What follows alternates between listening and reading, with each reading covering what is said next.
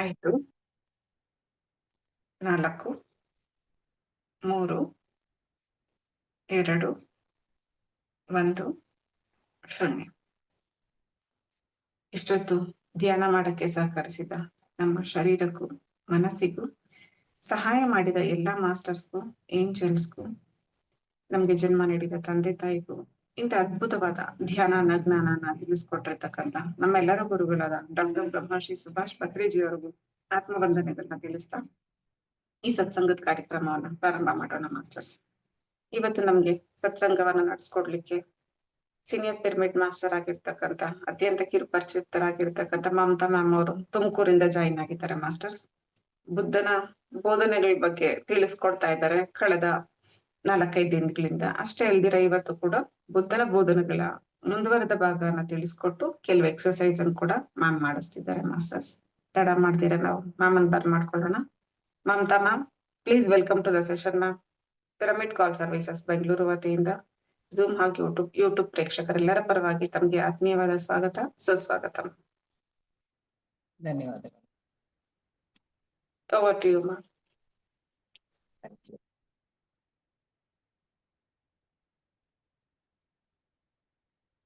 ಎಲ್ರಿಗೂ ನಮಸ್ಕಾರ. ಇವತ್ತು ನಾವು ಹೀಲಿಂಗ್ ಬಗ್ಗೆ ತಿಳ್ಕೊಳ್ಳೋಣ ಅಂತ ಟಾಪಿಕ್ ನಿನ್ನೆ ಮಾತಾಡ್ಕೊಂಡಿದ್ವಿ, ಹೌದಾ? ಆ ಹೀಲಿಂಗಿಗೂ ಮತ್ತೆ ಬುದ್ಧನ ಇದಕ್ಕೂ ಹೇಗೆ ಕನೆಕ್ಟ್ ಮಾಡ್ಬೋದು ಅನ್ನೋದನ್ನ ನಾವು ತಿಳ್ಕೊಳ್ಳೋಣ. ಬುದ್ಧನ 3 ಇದು ಏನು ಅಂತಂದ್ರೆ, ಲಾಫಿಂಗ್ ಬುದ್ಧ ಅಂತ ನೋಡ್ತೀವಲ್ವಾ. ಕೆಟ್ಟದನ್ನ ಕೇಳ್ಬಾರ್ದು, ಕೆಟ್ಟದನ್ನ ನೋಡ್ಬಾರ್ದು, ಕೆಟ್ಟದನ್ನ ಮಾತಾಡ್ಬಾರ್ದು ಅಂತ ಹೇಳ್ಬೋದು. ಹಂಗಂದ್ರೆ ಏನ್ ಅರ್ಥ? ಕೆಟ್ಟದನ್ನ ನೋಡ್ಬಾರ್ದು ಅಂದ ತಕ್ಷಣ ಕೆಟ್ಟದ್ ಕಾಣಿಸ್ತಿದೆ ಅಂತ ಕಣ್ಮುಚ್ಕೊಳ್ಳಿ ಅಂತ ಅಲ್ಲ, ಆದ್ರೆ ಅದನ್ನ ನೋಡಿದಾಗ ನಮ್ಮಲ್ಲಿ ಆಗುವಂತ ಭಾವನೆಗಳು ಏನು ಅಂತ, ನಮ್ಮ ಮನಸ್ಸಿನಲ್ಲಿ ಆಗುವಂತ ಅಲ್ಲೋಲ ಕಲ್ಲಗಳು ಏನು ಅಂತ ಹೇಳಿ. ಏನೋ ಒಂದು ಕೆಟ್ಟದ್ ನಡೀತಿದೆ ಅಂತ ಎದುರುಗಡೆ ದೃಶ್ಯ ನೋಡ್ತು ಅಂತ ಆದ್ರೆ ನಮ್ಮ ಭಾವನೆಗಳನ್ನ ನಾವು ಶಾಂತವಾಗಿ ಇಟ್ಕೊಳಕ್ ಆಗತ್ತಾ? ಕಣ್ಣು ಮುಚ್ಕೊಳೋದು, ಕಿವಿ ಮುಚ್ಕೊಳೋದು, ನಾಲ್ಗೆ ಮಾಡ್ಕೊಂಡು ಬಾಯಿ ಮುಚ್ಕೊಳೋದು ಆಯ್ತು ಅಂತ ಅಂದ್ರೆ ಅಲ್ಲಿಗೆ ಆಗಲ್ಲ. ನಮ್ಮ ಮನಸ್ಸನ್ನ ನಾವು ಹೆಂಗೆ ನಿಗ್ರಹ ಮಾಡ್ಕೊಂತೀವಿ ಅನ್ನೋದನ್ನ ಬುದ್ಧ ಅವರು ತಿಳಿಸ್ಕೊಡ್ತಾ ಇದ್ದಾರೆ. ಕೆಟ್ಟದನ್ನ ನಾವು ನೋಡಿದಾಗ ನಾವು ಸುಮ್ಮನೆ ಇರ್ತೀವ? ಹಿಂಗಾಯ್ತು ಹಂಗಾಯ್ತು, ನನ್ ಕಣ್ಣೆದ್ರಿಗೆ ಈ ತರ ಆಯ್ತು ಅಂತ ನಾವು ಹೇಳ್ತೀವಲ್ವಾ? ನಮ್ಮಲ್ಲಿ ಯಾವುದೇ ಒಂದು ಬದಲಾವಣೆ ಆಗಿರಲ್ವಾ? ಮನಸ್ಥಿತಿಲಿ ಆಗಿರುತ್ತೆ ಅಲ್ವಾ? ಅದನ್ನ ನಿಯಂತ್ರಿಸ್ಕೊಳ್ಬೇಕು. ಹೇಗೆ ನಿಯಂತ್ರಿಸ್ಕೊಳೋದು ಅಂತ ಅಂದ್ರೆ, ನಮ್ಮಲ್ಲಿ ಅಜ್ಞಾನ ಇದ್ರೆ ಅದನ್ನ ನಿಯಂತ್ರಿಸ್ಕೊಳಕ್ ಆಗಲ್ಲ. ಜ್ಞಾನ ಇರ್ಬೇಕು. ಮನಸ್ಸನ್ನ ನಿಯಂತ್ರಣ ಮಾಡ್ಕೊಂಡ್ರೆ ನಮ್ಮಲ್ಲಿ ಆಗುವಂತ ಅಲ್ಲೋಲ ಕಲ್ಲೋಲಗಳನ್ನ ತಡೆ ಹಿಡ್ಕೋಬಹುದು. ಅದರಿಂದ ಮನಸ್ಥಿತಿನ ಶಾಂತವಾಗಿ ಇಟ್ಕೊಳ್ಳೋದು ಹೇಗೆ ಅನ್ನೋದನ್ನ ಹೇಳ್ಕೊಟ್ಟಿದ್ದಾರೆ. ಕೆಟ್ಟದನ್ನ ಕೇಳ್ಬಾರ್ದು ಅಂದ್ರೂ ಅದೇನೆ. ಯಾವ್ದಾದ್ರು ನಮ್ಗೆ ಬೇಕು ಅಂದ್ರೂ ನೀವು ಕಣ್ ಮುಚ್ಕೊಂಡ್ರು ಕಿವಿಯಿಂದ ಕೇಳುತ್ತೆ, ಹೌದಾ? ಆ ಕಿವಿಯಿಂದ ಕೇಳಿಸ್ಕೊಂಡಾಗ್ಲೂ ಕೂಡ ನಮ್ಮ ಮನಸ್ಸಿನಲ್ಲಿ ಅಲ್ಲೋಲ ಕಲ್ಲೋಲಗಳು ಆಗ್ಬಾರ್ದು. ನಮ್ಮ ಭಾವನೆಗಳಲ್ಲಿ ವ್ಯತ್ಯಾಸ ಆಗ್ಬಾರ್ದು. ಭಾವನೆಗಳಲ್ಲಿ ವ್ಯತ್ಯಾಸ ಆಯ್ತು ಅಂತ ಅಂದ್ರೆ ಅದು ನಮ್ಮ ದೈಹಿಕ ಸ್ಥಿತಿಗೆ ಎಫೆಕ್ಟ್ ಮಾಡುತ್ತೆ, ಮಾನಸಿಕ ಸ್ಥಿತಿಗೆ ಎಫೆಕ್ಟ್ ಮಾಡುತ್ತೆ. ಅದನ್ನೇನು ಎಫೆಕ್ಟ್ ಮಾಡ್ದಂಗೆ ಇಟ್ಕೊಳೋದು ಹೇಗೆ? ಇಷ್ಟು ದಿವಸ ನಾವು ಕಲ್ತಿರೋ ಇದ್ರಲ್ಲಿ ಬುದ್ಧನ ಬೋಧನೆಗಳಲ್ಲಿ ಇದು ಕೂಡ ಒಂದು ಅದನ್ನ ಸಮತೋಲನವಾಗಿ ಇಟ್ಕೊಳ್ಳೋದಕ್ಕೆ ಕಾರಣ ಆಗುತ್ತೆ. ಕೆಟ್ಟದನ್ನ ಮಾತಾಡಬಾರ್ದು. ಕೆಟ್ಟದನ್ನ ಮಾತಾಡಬಾರ್ದು, ನಮ್ಮ ಮಾತು ಮತ್ತೊಬ್ಬರ ಮನಸ್ಸಿಗೆ ನೋವನ್ನು ಉಂಟು ಮಾಡಬಾರ್ದು. ನಮ್ಮ ಮಾತು ನಮ್ಮ ದೇಹ ಸ್ಥಿತಿನೂ ಬದಲಾವಣೆ ಮಾಡಬಾರ್ದು. ಶಾಂತಿನ ಕದಲಿಸ್ಕೋಬಾರ್ದು, ನೆಮ್ಮದಿನ ಕದಲಿಸ್ಕೋಬಾರ್ದು. ನಮ್ಮ ಶಾಂತಿ ನೆಮ್ಮದಿನ ಕಾಪಾಡ್ಕೊಳಕ್ಕೆ ನಾವ್ ಹೇಗೆ ಇದ್ ಮಾಡ್ತೀವೋ ನಮ್ಮ ಮಾತು ಕೂಡ ಮತ್ತೊಬ್ಬರ ಶಾಂತಿ ಮನಸ್ಥಿತಿನೂ ಬದಲಾವಣೆ ಮಾಡಬಾರ್ದು. ಅಂದ್ರೆ ಕೆಟ್ಟದಾಗಿ, ಒಳ್ಳೇದಾಗಿ ಬದಲಾವಣೆ ಆಯ್ತು ಅಂದ್ರೆ ಓಕೆ. ನಾವು ಹೇಳೋ ಇನ್ಫಾರ್ಮೇಶನ್ಸ್ ಆಗ್ಲಿ, ನಾವು ಮತ್ತೊಬ್ಬರ ಬಗ್ಗೆ ಮಾತಾಡೋದಾಗ್ಲಿ, ಭಾವನೆಗಳು ಬೇರೆ ರೀತಿಯಾಗಿ ಮಾರ್ಪಡಬಾರ್ದು. ನಾವು ಒಬ್ಬ ವ್ಯಕ್ತಿ ಬಗ್ಗೆ ಮಾತಾಡ್ತಿದೀವಿ ಅಂತ ಅಂದ್ರೆ ಆ ವ್ಯಕ್ತಿಯ ಗೌರವ ಹೆಚ್ಚಿಸುವಂತ ಮಾತಾಡ್ಬೇಕೇ ಹೊರತು ನಾವು ಆ ವ್ಯಕ್ತಿ ಬಗ್ಗೆ ಮತ್ತೆ ಭಿನ್ನಾಭಿಪ್ರಾಯ ಬರ್ದೊಲೆ ಇರೋ ತರ ಮಾತಾಡಿ, ಅಂದ್ರೆ ಒಳ್ಳೆ ಮಾತುಗಳನ್ನ ಆಡಿ ಮತ್ತೊಬ್ರು ಮನಸ್ಥಿತಿನೂ ಕೂಡ ಕೆಡದಲ್ಲೇ ಮಾತಾಡ್ಬೇಕು. ಆ ರೀತಿಯಾಗಿರ್ಬೇಕು ನಮ್ಮ ಮಾತು. ನಮ್ಮ ನೋಟ, ನಮ್ಮ ಮಾತು, ಮತ್ತೆ ನಾವು ಕೇಳಿಸ್ಕೊಳೋ ಅಂಥದ್ದು, ಇದು ಎಲ್ಲ ಶುದ್ಧವಾಗಿರ್ಬೇಕು. ಶುದ್ಧವಾಗಿತ್ತು ಅಂದ್ರೆ ಪರಿಶುದ್ಧತೆಗೆ ನಮ್ಮ ಮನಸ್ಸಿನ, ನಮ್ಮ ಆತ್ಮದ, ಬುದ್ಧಿಯ ವಿಕಾಸ ಆಗತ್ತೆ ಹೊರತು, ಇಲ್ಲ ಅಂತ ಅಂದ್ರೆ ನಾವು ಶೂನ್ಯತೆಗೆ ಒಳಪಡಲ್ಲ. ಶೂನ್ಯತೆ ಅಂದ್ರೆ ಏನು? ನಾವು ಒನ್ನೆಸ್ ಅಂತ ಹೇಳ್ತೀವಿ. ಶೂನ್ಯತೆಯನ್ನ ಸಮಾಧಿ ಸ್ಥಿತಿಗೆ ಹೋಗ್ಬೇಕು ಅಂತ ಹೇಳ್ತೀವಿ. ಅದ್ರಲ್ಲಿ ಎಲ್ಲಾದು ನಮಗ್ ಸಿಗುತ್ತೆ ಅಂತ ಹೇಳ್ತೀವಿ. ಹೇಗೆ ಸಿಗುತ್ತೆ? ಇವಾಗ ನಮ್ಮ ಮುಂದೆ ಇರೋಂತ ಇದನ್ನ ನೋಡಿದ್ರೆ ಸ್ಪೇಸ್ ಇದೆ, ಹೌದಾ? ಆ ಸ್ಪೇಸ್ ಅಲ್ಲಿ ಎಲ್ಲಾ ಇದೆ ಅನ್ನೋದು ನಾವು ನಂಬ್ತೀವಾ? ಯಾಕೆ ನಂಬಿಕೆ ಬರಲ್ಲ? ಬಟ್ ಅದ್ರಲ್ಲಿ ಪ್ರತಿಯೊಂದು ಇದೆ ಶೂನ್ಯತೆಯಲ್ಲಿ. ನಾವು ಶೂನ್ಯ ಸ್ಥಿತಿಗೆ ಹೋದ್ರೆ ನಮಗೆ ಪ್ರತಿಯೊಂದು ಸಿಗುತ್ತೆ. ಆ ಶೂನ್ಯ ಸ್ಥಿತಿಗೆ ಹೋಗೋದು ಧ್ಯಾನದಿಂದ ಅಂತ ಹೇಳ್ತೀವಿ, ಹೌದಾ? ಆ ಶೂನ್ಯ, ಈಗ ನಮ್ಮ ಮುಂದೆ ಇರೋ ಸ್ಪೇಸು, ನಾವು ಉಸಿರಾಡ್ತಾ ಇರೋದು ಗಾಳಿ ಅದ್ರಲ್ಲೇ ಇದೆ. ನಮಗೆ ಏನೆಲ್ಲ ಬೇಕೋ ನಾವು ಕುತ್ಕೊಂಡು ಉಸಿರಾಟದ ಮೇಲೆ ಗಮನ ಕೊಟ್ರೆ ನಮ್ಮ ದೇಹ ಸಂಪೂರ್ಣ ಆರೋಗ್ಯ ಹೇಗಾಗತ್ತೆ, ನಮ್ಮ ಮನಸ್ಸು ಸಂಪೂರ್ಣ ಶಾಂತಿ ಹೇಗ್ ಒಳಪಡತ್ತೆ. ಆ ಶೂನ್ಯತೆಯಲ್ಲಿ ಏನಿದೆ? ನಾವು ಉಸಿರಾಡ್ತೀವಿ, ಉಸಿರು ಬಿಡ್ತೀವಿ, ಅದು ಕೂಡ ನಮಗ್ ಕಾಣಿಸುತ್ತಾ? ಕಾಣಿಸಲ್ಲ. ಆದ್ರೆ ಅದರಲ್ಲೇ ಸಂಪೂರ್ಣತೆ ಇದೆ. ಆ ಸಂಪೂರ್ಣತೆ ಇದೆ ಅಂತ ಕಂಡ್ಕೊಳೋದು ಹೇಗೆ? ಎದುರುಗಿರೋದು ಕಣ್ಣಿಗೆ ಕಾಣಿಸುತ್ತೆ, ಆದ್ರೆ ನಮಗೆ ಜ್ಞಾನ ಇಲ್ದಲೇ ಇರೋದ್ರಿಂದ, ಅಜ್ಞಾನದ ಇದ್ರಲ್ಲಿ ಇರೋದ್ರಿಂದ ನಾವು ಶೂನ್ಯತೆಯಲ್ಲಿ ಏನಿದೆಯಪ್ಪ, ಏನೂ ಇಲ್ಲ ಅನ್ನಂಗ ಅನ್ಸುತ್ತೆ. ನಮಗ್ ಬೇಕಾಗಿರೋ ಆತ್ಮದ ಬೆಳಕಿಗಾಗ್ಲಿ, ಮನಸ್ಸಿನ ಬೆಳಕಿಗಾಗ್ಲಿ, ಬುದ್ಧಿಯ ಬೆಳಕಿಗಾಗ್ಲಿ ಸಂಪೂರ್ಣ ಜ್ಞಾನ ಈ ಶೂನ್ಯತೆಯಲ್ಲೇ ಇದೆ. ಆದ್ರೆ ಅದನ್ನ ತಿಳ್ಕೊಳ್ಳೋ ಅಂತ ಪ್ರಯತ್ನಗಳು ನಾವು ಮಾಡಿದ್ರೆ ನಮಗೆ ತಿಳಿಯಾಗತ್ತೆ. ಇದನ್ನ ನಮ್ಮ ಬುದ್ಧನ ಪ್ರಕಾರ ಇಂದ್ರಿಯಗಳು ಅಂತ ಅಂದ್ರೆ 6 ಏನು? ಕಣ್ಣು, ಕಿವಿ, ಮೂಗು, ಮನಸ್ಸು, ಸ್ಪರ್ಶ. ಕಣ್ಣು ಕಿವಿ ಹೇಳಿದ್ವಿ, ಕೆಟ್ಟದನ್ನ ನೋಡ್ಬಾರ್ದು, ಕೆಟ್ಟದನ್ನ ಮಾತಾಡ್ಬಾರ್ದು, ಕೆಟ್ಟದನ್ನ ಕೇಳ್ಬಾರ್ದು ಅಂತ. ಇವೆಲ್ಲ ಆದಾಗ ಮನಸ್ಸಿನ ಪರಿಸ್ಥಿತಿಯನ್ನ, ಅದು ಇಂದ್ರಿಯಗಳನ್ನ ನಾವು ಹೇಗೆ ನಿಗ್ರಹದಲ್ಲಿ ಇಟ್ಕೋತೀವಿ ಅಂತ ಹೇಳಿದಾಗ, ಕೆಟ್ಟದನ್ನ ನೋಡೋದು ಅಂತ ಅಂದ್ರೆ ಇವಾಗ ಯಾವ್ದಾರ ಒಂದು ಸೆಕ್ಷುಯಲ್ ಇದನ್ನೇ ನೋಡ್ತೀವಿ ಅಂತಾನೆ ಅಂದ್ಕೊಳ್ಳಿ. ಅವಾಗ ನಮ್ಮ ಮನಸ್ಸಿನ ಅಲ್ಲಿ ಆಗುವಂತ ಅಲ್ಲೋಲ ಕಲ್ಲೋಲಗಳು ಏನಾಗತ್ತೆ ಅಂತ, ಮನಸ್ಥಿತಿನ ಶಾಂತವಾಗಿ ಇಟ್ಕೊಂಡಲೇ ಇದ್ರೆ ಏನಾಗತ್ತೆ ಅಂತ, ಅದನ್ನ ನೋಡ್ದಾಗ್ಲೂ ಕೂಡ ನಮ್ಮ ಮನಸ್ಥಿತಿ ಅಲ್ಲೋಲ ಕಲ್ಲೋಲ ಆಗ್ಲಿಲ್ಲ ಅನ್ನೋದಾದ್ರೆ ಅದು ನಾವು ಸರಿಯಾದ ಸ್ಥಿತಿಲಿ ಇದೀವಿ. ನಾವು ವಿಶ್ವಾಮಿತ್ರನ್ ಕತೆ ಕೇಳಿದೀವಿ ಅಲ್ವಾ? ವಿಶ್ವಾಮಿತ್ರನ್ ತಪಸ್ಸು ಹಾಳು ಮಾಡಿದ್ದೆ ಯಾರು ಅಂತ ಹೇಳಿ ಮೇಲಕ್ಕೆ, ಅಂದ್ರೆ ಅಲ್ಲಿ ಏನು ಪ್ರತಿಬಿಂಬಿಸುತ್ತೆ? ಎಷ್ಟೇ ಇದಿತ್ತು ಅಂದ್ರೂ ನಮ್ಮ ಮನಸ್ಸು ಒಂದು ಕ್ಷಣದಲ್ಲಿ ಹಾಳಾಗ್ಬಿಡತ್ತೆ. ನಾವೆಷ್ಟೇ ನಿಗ್ರಹ ಮಾಡ್ತಾ ಇದ್ವಿ, ಅದು ಗೊತ್ತಾಗೋದು ಯಾವಾಗ? ನಾವು ತಪ್ಪು ದಾರಿ ತಲುಪಿದೀವಿ ಅಂತ ಅರಿವಾಗುತ್ತೆ ಯಾವಾಗ ಅಂದ್ರೆ ನಮ್ಗೆ ಅನುಭವ ಆದಾಗ. ಎಂತ ತಪಸ್ಸು ಅಂತ ಇದ್ರು ಆ ಒಂದು ಹೆಣ್ಣು ನಮ್ಮ ಮನಸ್ಥಿತಿನ ಹಾಳು ಮಾಡಿದ್ರು. ವಿಶ್ವಾಮಿತ್ರ ಮೇನಕ್ಕೆ ಕತೆ ಕೇಳಿದೀವಿ ಅಲ್ವಾ? ಹೀಗೆ ಸುಮಾರು ಕತೆಗಳು ಇದಾವೆ. ಅಂದ್ರೆ ಮನಸ್ಥಿತಿನ ಎಷ್ಟು, ಈಗ ಬುದ್ಧ ಅವ್ರ ಇದಕ್ ಬಂದಾಗ ಅವ್ರ ಎದುರುಗಡೆ ಏನೇ ಎಲ್ಲ ಬಂದ್ರು ಕೂಡ ಅವರು ಯಾವ್ದನ್ನು ಅವ್ರ ಮನಸ್ಥಿತಿನ ಬದಲಾವಣೆ ಮಾಡೋ ಅಂತದ್ ಏನು ಬರಕ್ಕಾಗ್ಲ. ಬದಲಾಗಿ ಏನಾಯ್ತು, ಅವರ ಮನಸ್ಥಿತಿ, ಅವರ ಶಾಂತಿಯನ್ನ ನೋಡ್ಕೊಂಡು ಬೇರೆಯವರು ಬದಲಾದ್ರು. ಹಾಗೆ ನಮ್ಮ ಪ್ರತಿಯೊಂದು ನಡೆ ನುಡಿ ಅಲ್ಲೂ ಕೂಡ ನಮ್ಮ ಬದಲಾವಣೆಯನ್ನು ಇರ್ಬೇಕು. ಅದ್ರ ಜೊತೆಗೆ ನಮ್ಮ ಬದಲಾವಣೆ ನೋಡಿ ಎದುರುಗಿರೋರು ಬದಲಾವಣೆ ಆಗ್ಬೇಕು. ನಮ್ಮಲ್ಲಿ ಈ ಕಾಮ, ಕ್ರೋಧ, ಲೋಭ, ಮೋಹ, ಮದ, ಮತ್ಸರ ಅಂತ ಏನು ಅರಿಷಡ್ಗಳು ಗೆಲ್ಬೇಕು ಅಂತ ಹೇಳ್ತೀವಿ. ಈ ಕಾಮ ಕ್ರೋಧ ಜಾಸ್ತಿ ಆದ್ರೆ ಏನಾಗತ್ತೆ? ಈಗ ಜಾಸ್ತಿ ಇರೋದು BP, ಹೌದಾ? ಈ ಲೋಭ ಮೋಹ ಜಾಸ್ತಿ ಆಯ್ತು ಅಂದ್ರೆ ಶುಗರ್ ಜಾಸ್ತಿ. ಮದ ಮತ್ಸರ ಅದು ಜಾಸ್ತಿ ಆಯ್ತು ಅಂತ ಅಂದ್ರೆ ಗ್ಯಾಸ್ಟ್ರಿಕ್, ಅಸಿಡಿಟಿ, ಇವೇ ಜಾಸ್ತಿ ಇವಾಗ ಬರ್ತಾ ಇರೋ ಪ್ರಾಬ್ಲಮ್ಸ್, ಹೌದಾ? ಇದಕ್ಕೆಲ್ಲ ಕಾರಣ ಏನು? ನಮ್ಮ ಇಂದ್ರಿಯಗಳನ್ನ ನಾವು ನಿಗ್ರಹದಲ್ಲಿ ಇಟ್ಕೊಂಡಲೇ ಇರೋದು. ಅವುಗಳನ್ನ ನಿಯಂತ್ರಣದಲ್ಲಿ ಇಟ್ಕೊಂತು ಅಂತ ಅಂದ್ರೆ ನಮ್ಮ ಮನಸ್ಥಿತಿಗಳು ಸರಿಯಾಗಿರುತ್ತೆ, ನಮ್ಮ ಆರೋಗ್ಯ ಸ್ಥಿತಿನೂ ಸರಿ ಇರುತ್ತೆ, ನಮ್ಮ ಬುದ್ಧಿ ಅಂತ ಏನಿರುತ್ತೆ ಅದು ಸರಿಯಾದ ರೀತಿಲಿ ಕೆಲಸ ಮಾಡತ್ತೆ. ಇಷ್ಟೆಲ್ಲ ಆದಾಗ ಏನಾಗತ್ತೆ, ನಾವು ಚೆನ್ನಾಗಿರ್ತೀವಿ. ಈಗ ನಾವು ಚೆನ್ನಾಗಿರೋದಕ್ಕೆ ಇವಾಗ ಹೀಲಿಂಗ್ ಅಂತ ಮಾತಾಡ್ಬೇಕು ಅಂತ ಅನ್ಕೊಂಡ್ವಿ ಇವತ್ತು. ಹೀಲಿಂಗು ಮತ್ತೆ ಕ್ಯೂರಿಂಗಿಗೂ ವ್ಯತ್ಯಾಸ ಏನು ಅಂತ ಹೇಳಿ. ಈ ಕ್ಯೂರ್ ಅನ್ನೋದೇನಾಗುತ್ತೆ, ನಮ್ಮ ಇದನ್ನ ಸಿಂಪ್ಟಮ್ಸ್ ಅಂತ ಏನ್ ತೋರಿಸುತ್ತಲ್ವಾ, ಅದು ಮೆಡಿಕಲ್ ಫೀಲ್ಡ್ ಇದರಲ್ಲಿ ನಾವು ಔಷಧಿ ಮಾತ್ರೆಗಳು ಮತ್ತೊಂದು ತಗೊಂಡ್ರೆ ಅದನ್ನ ನಿವಾರಣೆ ಮಾಡುತ್ತೆ. ಆದ್ರೆ ಅದು ಸಂಪೂರ್ಣ ಆರೋಗ್ಯ ಕೊಡುತ್ತಾ? ಇಲ್ಲ. ಸಂಪೂರ್ಣ ಆರೋಗ್ಯ ಕೊಡೋ ಅಂಥದ್ದು ಹೀಲಿಂಗ್ ಅಂತ ಹೇಳ್ತೀವಿ.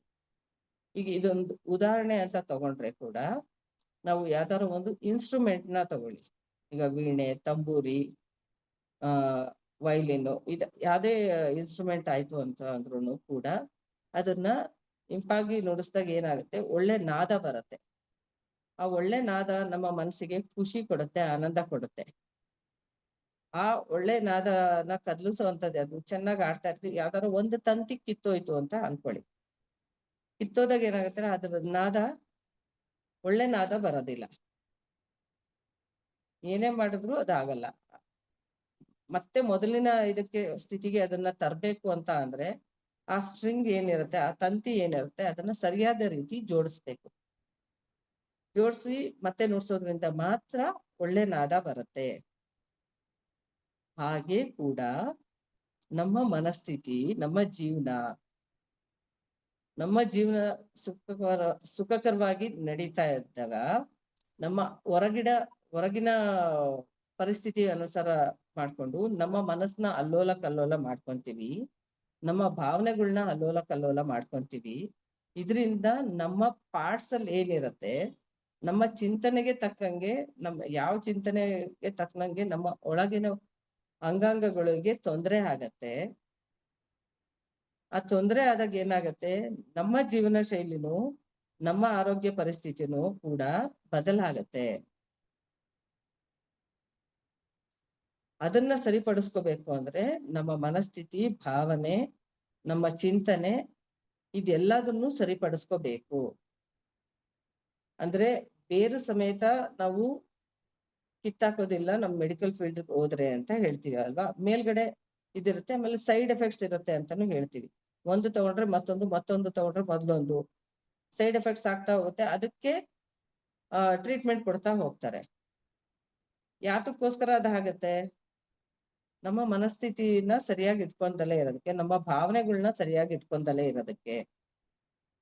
ನಮ್ಮ ಭಾವನೆಗಳು ಸರಿ ಹೋಯ್ತು ಅಂತ ಅಂದ್ರೆ, ನಾವ್ ಏನು ಯೋಚನೆ ಮಾಡ್ತೀವಿ ಆ ನೀತಿನ ಸರಿಪಡಿಸ್ಕೋಬೇಕು. ಅಂತ ಅಂದ್ರೆ ನಾವು ಯೋಚನೆ ಮಾಡೋ ರೀತಿ, ಅಂದ್ರೆ ಥಿಂಕಿಂಗ್ ಪ್ಯಾಟರ್ನ್ ಅಂತ ಏನ್ ಹೇಳ್ತೀವಿ ಅಲ್ವಾ, ಅದನ್ನ ಸರಿಯಾದ ರೀತಿ ನಾವು ಯೋಚನೆ ಮಾಡ್ಬೇಕು. ಆ ಪ್ಯಾಟರ್ನ್ ಆಫ್ ಥಿಂಕಿಂಗ್ ಅಂತ ಏನಿದೆ ಅದನ್ನ ನಾವು ಬದಲಾಯಿಸ್ಕೊಂಡ್ರೆ, ಅದನ್ನ ನಾವು ಸರಿಪಡಿಸ್ಕೊಂಡ್ರೆ, ನಾವು ವೀಣೆ ಆಗ್ಲಿ ತಂಬೂರಿ ಸರಿಯಾದ ರೀತಿ ನಾವು ಅದನ್ನ ನುಡಿಸ್ಲಿಲ್ಲ ಅಂತ ಅಂದ್ರೆ ಆ ತಂತಿ ಕಿತ್ತೋಗುತ್ತೆ. ಹಾಗೆ ಕೂಡ ನಮ್ಮ ಜೀವನ ಸರಿಯಾದ ರೀತಿ ನಾವು ಯೋಚನೆ ಮಾಡ್ಲಿಲ್ಲ ಅಂತ ಅಂದ್ರೆ ನಮ್ಮ ಅಂಗಾಂಗಗಳಿಗೂ ತೊಂದರೆ ಆಗತ್ತೆ. ನಮ್ಮ ಮಿಡಿತಗಳಲ್ಲಿ ಬದಲಾವಣೆ ಆಗೋದ್ರಿಂದ ನಮ್ಮಲ್ಲೂ ಎಲ್ಲೋ ಯಾವ್ದೋ ಒಂದು ಪಾರ್ಟ್ಸಿಗೆ ತೊಂದರೆ ಆಗತ್ತೆ. ನಾವು ಕಾಯಿಲೆ ಬೀಳ್ತೀವಿ, ನೋವನ್ನ ಪಡ್ತೀವಿ. ಅದನ್ನ ಶಮನ ಮಾಡ್ಕೊಳೋದಕ್ಕೆ ಮೆಡಿಕಲ್ ಫೀಲ್ಡ್ ಅಲ್ಲಿ ಔಷಧಿ ಮಾತ್ರೆ ಅಂತ ಕೊಡ್ತಾರೆ. ಆದ್ರೆ ಅದು ಸಂಪೂರ್ಣತೆಯಲ್ಲಿ ಬದಲಾಗತ್ತಾ? ಸಂಪೂರ್ಣತೆಯಲ್ಲಿ ಬದಲಾಗ್ಬೇಕು ಅಂತ ಅಂದ್ರೆ ನಮ್ಮ ದೇಹ ಸ್ಥಿತಿ, ಮನಸ್ಸಿನ ಸ್ಥಿತಿ, ಆತ್ಮಸ್ಥಿತಿ ಎಲ್ಲದನ್ನೂ ಬದಲಾವಣೆ ಆಗ್ಬೇಕು. ಬದಲಾವಣೆ ಆಗ್ಲಿಲ್ಲ ಅಂದ್ರೆ ನಾವು ತೊಂದರೆಗಳಿಂದನೇ ಅನುಭವಿಸ್ತಾ ಇರ್ತೀವಿ. ಈಗ ನಾ ಹೇಳ್ದೆ ಕೆಟ್ಟದನ್ನ ನೋಡ್ಬಾರ್ದು ಅಂತ ಅಂದ್ರೆ ನಾವು ನೋಡ್ತೀವಿ, ನಮ್ಮಲ್ಲಿ ನೋಡ್ಬಾರ್ದು ಅಂದ್ರೂ ನೋಡ್ತಾ ಇರ್ತೀವಿ. ಅದ್ರಲ್ಲಿ ಮನ್ಸಲ್ಲಿ ಆಗೋಂತ ಇಷ್ಟ ಇಲ್ದಿದ್ರು ಇದೆಲ್ಲ ಮಾಡ್ಬೇಕಲ್ಲ, ನೋಡ್ಬೇಕಲ್ಲ ಅನ್ನೋ ಪರಿಸ್ಥಿತಿಲಿ ನಾವು ತಪ್ಪಾದ ಯೋಚನೆಗಳನ್ನ ಮಾಡ್ತಾ ಇತ್ತು ಅಂತ ಅಂದ್ರೆ ಕಣ್ಣಿನ ದೋಷಗಳು ಬರ್ತವೆ. ಇದನ್ನ ಮೆಡಿಕಲ್ ಫೀಲ್ಡ್ ಅಲ್ಲಿ ನಮ್ಗೆ ಯಾರು ಹೇಳ್ಕೊಡಲ್ಲ, ನಮ್ಮ ಭಾವನೆಗಳಿಂದ ಇದೆಲ್ಲ ಆಗತ್ತೆ ಅಂತ. ಅವರು ಏನು ಓದ್ಕೊಂಡ್ ಬಂದಿರ್ತಾರೋ ಅದನ್ನ ಅವರು ಹೇಳ್ತಾರೆ. ನಾವು ಅದನ್ನೇ ಮಾಡ್ತಾ ಇದ್ವಿ ಅಲ್ವಾ. ಬಟ್ ಈಗ ಧ್ಯಾನದಿಂದ ಸ್ವಲ್ಪ ಜ್ಞಾನ ಕಲ್ತ್ಕೊಂಡಿರೋದ್ರಿಂದ ನಮ್ಮಲ್ಲಿ ನಾವು ಬದಲಾವಣೆ ಮಾಡ್ಕೋಬಹುದು. ಕಣ್ಣಿನ ದೋಷ ಬಂತು ಅಂತ ನಾವು ಕನ್ನಡಕಗಳು ಹಾಕಿರ್ತಾರೆ, ಚಿಕ್ಕ ವಯಸ್ಸಲ್ಲೇ ಕನ್ನಡಕ ಹಾಕಿರ್ತಾರೆ ಮಕ್ಕಳು, ಹೌದಾ? ಆದ್ರೆ ಏನಕ್ಕೋಸ್ಕರ ಚೆನ್ನಾಗಿ ಟಿವಿ ನೋಡಿರ್ತಾರೆ, ಇಲ್ಲ ಮೊಬೈಲ್ ನೋಡಿರ್ತಾರೆ, ಇದನ್ನೇ ಹೇಳ್ತಿರ್ತೀವಿ. ಆದ್ರೆ ಟಿವಿ ಮೊಬೈಲ್ ಬರೋಕ್ಕೂ ಮುಂಚೆ ಹಂಗಾರೆ ಯಾರು ಕನ್ನಡಕ ಹಾಕೇ ಇಲ್ವಾ? ಅವಾಗ ಹೆಂಗ್ ಬರ್ತಾ ಇತ್ತು? ಪ್ರತಿಯೊಂದಕ್ಕೂ ಮನಸ್ಸಿನ ಭಾವನೆ ಮುಖ್ಯ. ಭಾವನಾತ್ಮಕ ಸ್ಥಿತಿಲಿ ನಮ್ಮ ಮನಸ್ಸು ಅಸಮತೋಲನ ಆಯ್ತು ಅಂದ್ರೆ, ಸಮಾಧಾನ ಇಲ್ಲ ಅಂತ ಅಂದ್ರೆ ಈ ಒಂದು ತೊಂದರೆಗಳು ಬರುತ್ತೆ. ಕೆಟ್ಟದನ್ನ ನೋಡ್ದಲೇ ಇರೋದ್ರಿಂದ, ಅದನ್ನ ತಡೆಗಟ್ಟೋದ್ರಿಂದ, ಅದ್ರಲ್ಲಿ ಆಗೋ ನೋವಿನಿಂದ ಏನಾಗುತ್ತೆ, ಕಣ್ಣಿನ ದೋಷಗಳು ಬರುತ್ತೆ. ಅದನ್ನ ಸರಿಪಡಿಸ್ಕೋಬೇಕು ಅಂತ ಅಂದ್ರೆ ಕನ್ನಡಕ ಹಾಕೋತೀವಿ, ಸರಿಪಡಿಸ್ಕೋತೀವಿ ಅಂತ ಅಂತೀವಿ. ಆದ್ರೆ ಅದ್ರಲ್ಲೂ ವೇರಿಯೇಷನ್ ಆಗುತ್ತೆ ಅಲ್ವಾ? 1.1, 0.5, 1. ಈ ತರ ಎಲ್ಲ ಆಗತ್ತೆ. ಅದನ್ನ ಪರ್ಮನೆಂಟ್ ಆಗಿ ಕನ್ನಡಕ ಹಾಕೊಂತ ಇದ್ ಮಾಡ್ತಾರೆ. ಆದ್ರೆ ಅದನ್ನ ಸರಿ ಮಾಡ್ಕೊಳೋದು ನಾವು ಪರ್ಮನೆಂಟ್ ಆಗಿ ನಮ್ಮ ಆಂತರಿಕ ಶಕ್ತಿಯಲ್ಲಿ ಸರಿಪಡಿಸ್ಕೊಂಡ್ರೆ ಬಾಹ್ಯ ಸ್ಥಿತಿ ಸರಿ ಹೋಗುತ್ತೆ. ಇದನ್ನೇ ಬುದ್ಧ ಅವರು ಹೇಳ್ತಾ ಇರೋದು. ಅಂತರಂಗ ಪರಿಶುದ್ಧ ಆಯ್ತು ಅಂದ್ರೆ ಬಹಿರಂಗ ತನ್ನ ತಾನೇ ಪರಿಶುದ್ಧ ಆಗತ್ತೆ. ನಾವು ತಿಳಿದಿರೋ ಈಗ 2-3 ದಿವಸದಿಂದ ಏನ್ ಇದ್ ಮಾಡ್ತಿದ್ವಿ, ಕಥೆಗಳನ್ನ ಕೇಳಿದಾಗ ಯಾರು ಬದಲಾಗಿದ್ದು? ಬುದ್ಧ ಬದಲಾಗಿ ಅವರು ಪ್ರಚಾರ ಮಾಡ್ತಾ ಹೋದ್ರು. ಬುದ್ಧ ಅವ್ರನ್ನ ನೋಡಿ ಎಷ್ಟು ಜನ ಬದಲಾಗಿದ್ರು. ಅವ್ರು ಏನು ಮಾಡ್ದಲೆ ಸುಮ್ಮನೆ ಕೂತಿದ್ರು ಕೂಡ ಅವರು ಒಳಗಿನ ಶಾಂತಿ ಹೊರಗಡೆ ಅವ್ರನ್ನ ಪರಿವರ್ತನೆ ಮಾಡ್ತು. ಇದೇ ಕೂಡ ನಮ್ಮಿಂದನೂ ಆಗ್ಬೇಕು.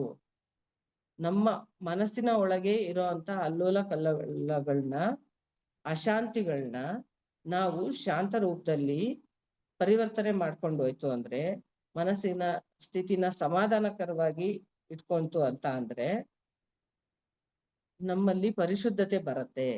ನಮ್ಮ ಪರಿಶುದ್ಧತೆ ಬೇರೆಯವ್ರನ್ನ ಕೂಡ ಪರಿಶುದ್ಧವಾಗಿ ಇರೋದಕ್ಕೆ ಕಾರಣ ಮಾಡ್ಕೊಡ್ಬೇಕು. ಇನ್ನೊಬ್ರದ್ದು ಪರಿಶುದ್ಧತೆ ಕಾರಣ ಆಗ್ಬೇಕು ಅಂದ್ರೆ ನಮ್ಮಲ್ಲಿ ನಾವು ಪರಿಶುದ್ಧವಾಗಿರ್ಬೇಕು. ನಾವೇ ಕಲೀಲಿಲ್ಲ ಅಂತ ಅಂದ್ರೆ ಮತ್ತೊಬ್ರಿಗೆ ಹೇಳೋಕೆ ಆಗೋದಿಲ್ಲ. ನಾವು ಅದನ್ನ ಕಲಿಬೇಕು. ನಮ್ಮ ಇಂದ್ರಿಯಗಳನ್ನ ಶುದ್ಧತೆಲಿ ಇಟ್ಕೋಬೇಕು. ನಮ್ಮ ಮಾತುಗಳು, ನಮ್ಮ ವಾಣಿ ಅಂತ ಏನ್ ಹೇಳ್ತೀವಿ, ಅದು ಪರಿಶುದ್ಧವಾಗಿರ್ಬೇಕು. ಇದ್ರಿಂದಾನೆ ಆ 3 ಕೋತಿಗಳದ್ದು ಕಥೆ ಹೇಳೋದು. ಅಂದ್ರೆ ಕೆಟ್ಟದನ್ನ ನೋಡ್ಬಾರ್ದು, ಕೆಟ್ಟದನ್ನ ಕೇಳ್ಬಾರ್ದು, ಕೆಟ್ಟದನ್ನ ಮಾತಾಡ್ಬಾರ್ದು. ಇದೆಲ್ಲ ಮಾಡೋದ್ರಿಂದ ಏನಾಗತ್ತೆ, ನಮ್ಮಲ್ಲಿ ಪರಿಶುದ್ಧವಾಗಿ ಇರೋದಕ್ಕೆ ಕಾರಣ ಆಗತ್ತೆ. ಕಾಯಿಲೆ ಕಸಾಲೆ ಮತ್ತೊಂದ್ರಿಂದ ಮುಕ್ತ ಆಗಕ್ಕೆ ಕಾರಣ ಆಗತ್ತೆ. ಈಗ ಕಣ್ಣಿಂದಾಯ್ತು, ಕಿವಿದಾಯ್ತು ಹೇಳಿದ್ವಿ, ನೆನ್ನೆ ಮೂಗಿಂದು ಕೂಡ ಕೋಲ್ಡ್ ಇದ್ರದನ್ನ ಹೇಳಿದ್ವಿ. ಈಗ ಹಾಗೆ ಇವಾಗ ಹೆಚ್ಚು ಆಗ್ತಿರೋದು BP, ಶುಗರು, ಕ್ಯಾನ್ಸರು ಕಾಯಿಲೆಗಳು. ಯಾತಕ್ಕೆ ಇವೆಲ್ಲ ಬರುತ್ತೆ? ನಮ್ಮಲ್ಲಿ ಸ್ಟ್ರೆಸ್ ಲೈಫ್ ಇಂದ. ಅದನ್ನು ಕೂಡ ಡಿಸ್ಕಸ್ ಮಾಡಿದ್ವಿ. ಆದ್ರೆ ಯಾವ ಭಾವನೆಗಳು ಮ್ಯಾಕ್ಸಿಮಮ್ ಇದಕ್ಕೆ ಕಾರಣ ಇರಬಹುದು. ನಾವು ಯೋಚನೆ ಮಾಡಿ ನೋಡಿದ್ರೆ ಎಲ್ಲದಕ್ಕೂ ಸ್ಟ್ರೆಸ್ಸೇನೆ. ಆದ್ರೆ ಯಾವ ಸ್ಟ್ರೆಸ್ ಇಂದ ಯಾವ ಅಂಗಾಂಗಕ್ಕೆ ಯಾವ ರೀತಿ ತೊಂದರೆ ಆಗತ್ತೆ, ಅವರ ಎಷ್ಟರ ಮಟ್ಟಿನ ಯೋಚನೆಗಳು ಎಷ್ಟರ ಮಟ್ಟಕ್ಕೆ ನಮ್ಮ ದೇಹ ಪರಿಸ್ಥಿತಿನ ಹಾಳು ಮಾಡತ್ತೆ. ಹೌದಾ? ನಾವು ಈಗ ಬೆನ್ನಿಂದು ಅಂತ ತಗೊಂಡ್ರೆ, ಅಂದ್ರೆ ಬ್ಯಾಕ್ ಪ್ರಾಬ್ಲಮ್ ಅಂತ ತಗೊಂಡ್ತು ಅಂತ ಅಂದ್ರೆ ನಮ್ಮ ಬ್ಯಾಕ್ ಎಂಟೈರಿಟಿ ಏನು, ನಮ್ಮ ಸಪೋರ್ಟ್ ಸಿಸ್ಟಮ್. ಹೌದಾ? ನಮ್ಮ ಸಪೋರ್ಟ್ ಸಿಸ್ಟಮ್ಗೆ ನಾವು ತೊಂದರೆ ಮಾಡ್ಕೊಂಡ್ವಿ ಅಂತ ಅಂದ್ರೆ ನಮ್ಗೆ ನಿಲ್ಲೋದಕ್ಕೂ ಆಗೋದಿಲ್ಲ. ಅಂದ್ರೆ ನಮ್ಮ ಭಾವನೆಗಳಲ್ಲಿ ನನಗೆ ಯಾವ್ದು ಸಪೋರ್ಟ್ ಇಲ್ಲ ಅಂತ ನಾವು ಎಷ್ಟು ಸಲ ಯೋಚನೆ ಮಾಡ್ಕೊಂತೀವಿ. ನಂಗೆ ಹಣಕಾಸಿನ ತೊಂದರೆ ಇದೆ, ನಮ್ಮ ರಿಲೇಶನ್ಶಿಪ್ ಅಲ್ಲಿ ತೊಂದರೆ ಇದೆ, ಹೀಗೆಲ್ಲ ಯೋಚನೆ ಮಾಡ್ಕೊಳೋದ್ರಿಂದ ನನ್ಗೆ ಸಪೋರ್ಟ್ ಸಿಗ್ತಿಲ್ಲ ಅನ್ನೋದ್ರಿಂದ ಏನಾಗುತ್ತೆ, ಹೆಚ್ಚು ಬೆನ್ನು ನೋವು ಅನ್ನೋದನ್ನು ಈಗ ಜನಗಳು ಅನುಭವಿಸ್ತಾ ಇದ್ದಾರೆ. ಹೌದಾ? ನಮ್ಮ ಬ್ಯಾಕ್ ಅಂತ ಅಂದ್ರೆ ಅದು ಸಪೋರ್ಟ್ ಸಿಸ್ಟಮ್. ಅದ್ರಲ್ಲೂ ಕೂಡ 3 ಮೇಲ್ಭಾಗ, ಮಧ್ಯಭಾಗ, ಕೆಳಭಾಗ. ಎಷ್ಟೋ ಜನಕ್ಕೆ ಏನಾಗುತ್ತೆ, ಕೆಳಭಾಗನೇ ಅಂದ್ರೆ ಬೆನ್ನ ಹಿಂದೆ ನೋವು ಬರುತ್ತೆ ಅಂತ ಹೇಳ್ತಾರೆ. ಏನಕ್ಕೋಸ್ಕರ? ಮ್ಯಾಕ್ಸಿಮಮ್ ಫೈನಾನ್ಷಿಯಲ್ ಇಶ್ಯೂಸ್ ಇರೋದ್ರಿಂದ, ಹಣಕಾಸಿನ ತೊಂದರೆ ಇರೋದ್ರಿಂದ ಏನಾಗುತ್ತೆ, ನಮ್ಗೆ ಕೆಳಗಿನ ಬೆನ್ನು ನೋವು ಬರುತ್ತೆ. ಇನ್ನ ಮಧ್ಯಭಾಗದ ಬೆನ್ನು ನೋವು ಅಂತ ಅಂದ್ರೆ ನಮ್ಮಲ್ಲಿ ಏನೋ ಒಂದು ಗಿಲ್ಟ್ ಇರುತ್ತೆ. ನಾನು ಅಂದ್ರೆ ಅಪರಾಧ ಮಾಡ್ಬಿಟ್ಟಿದೀನಿ, ಇದರಿಂದ ಸರಿನಾ ತಪ್ಪ, ಬರೀ ಅದು ಯೋಚನೆಯಲ್ಲಿ ಇರ್ತಾರೆ.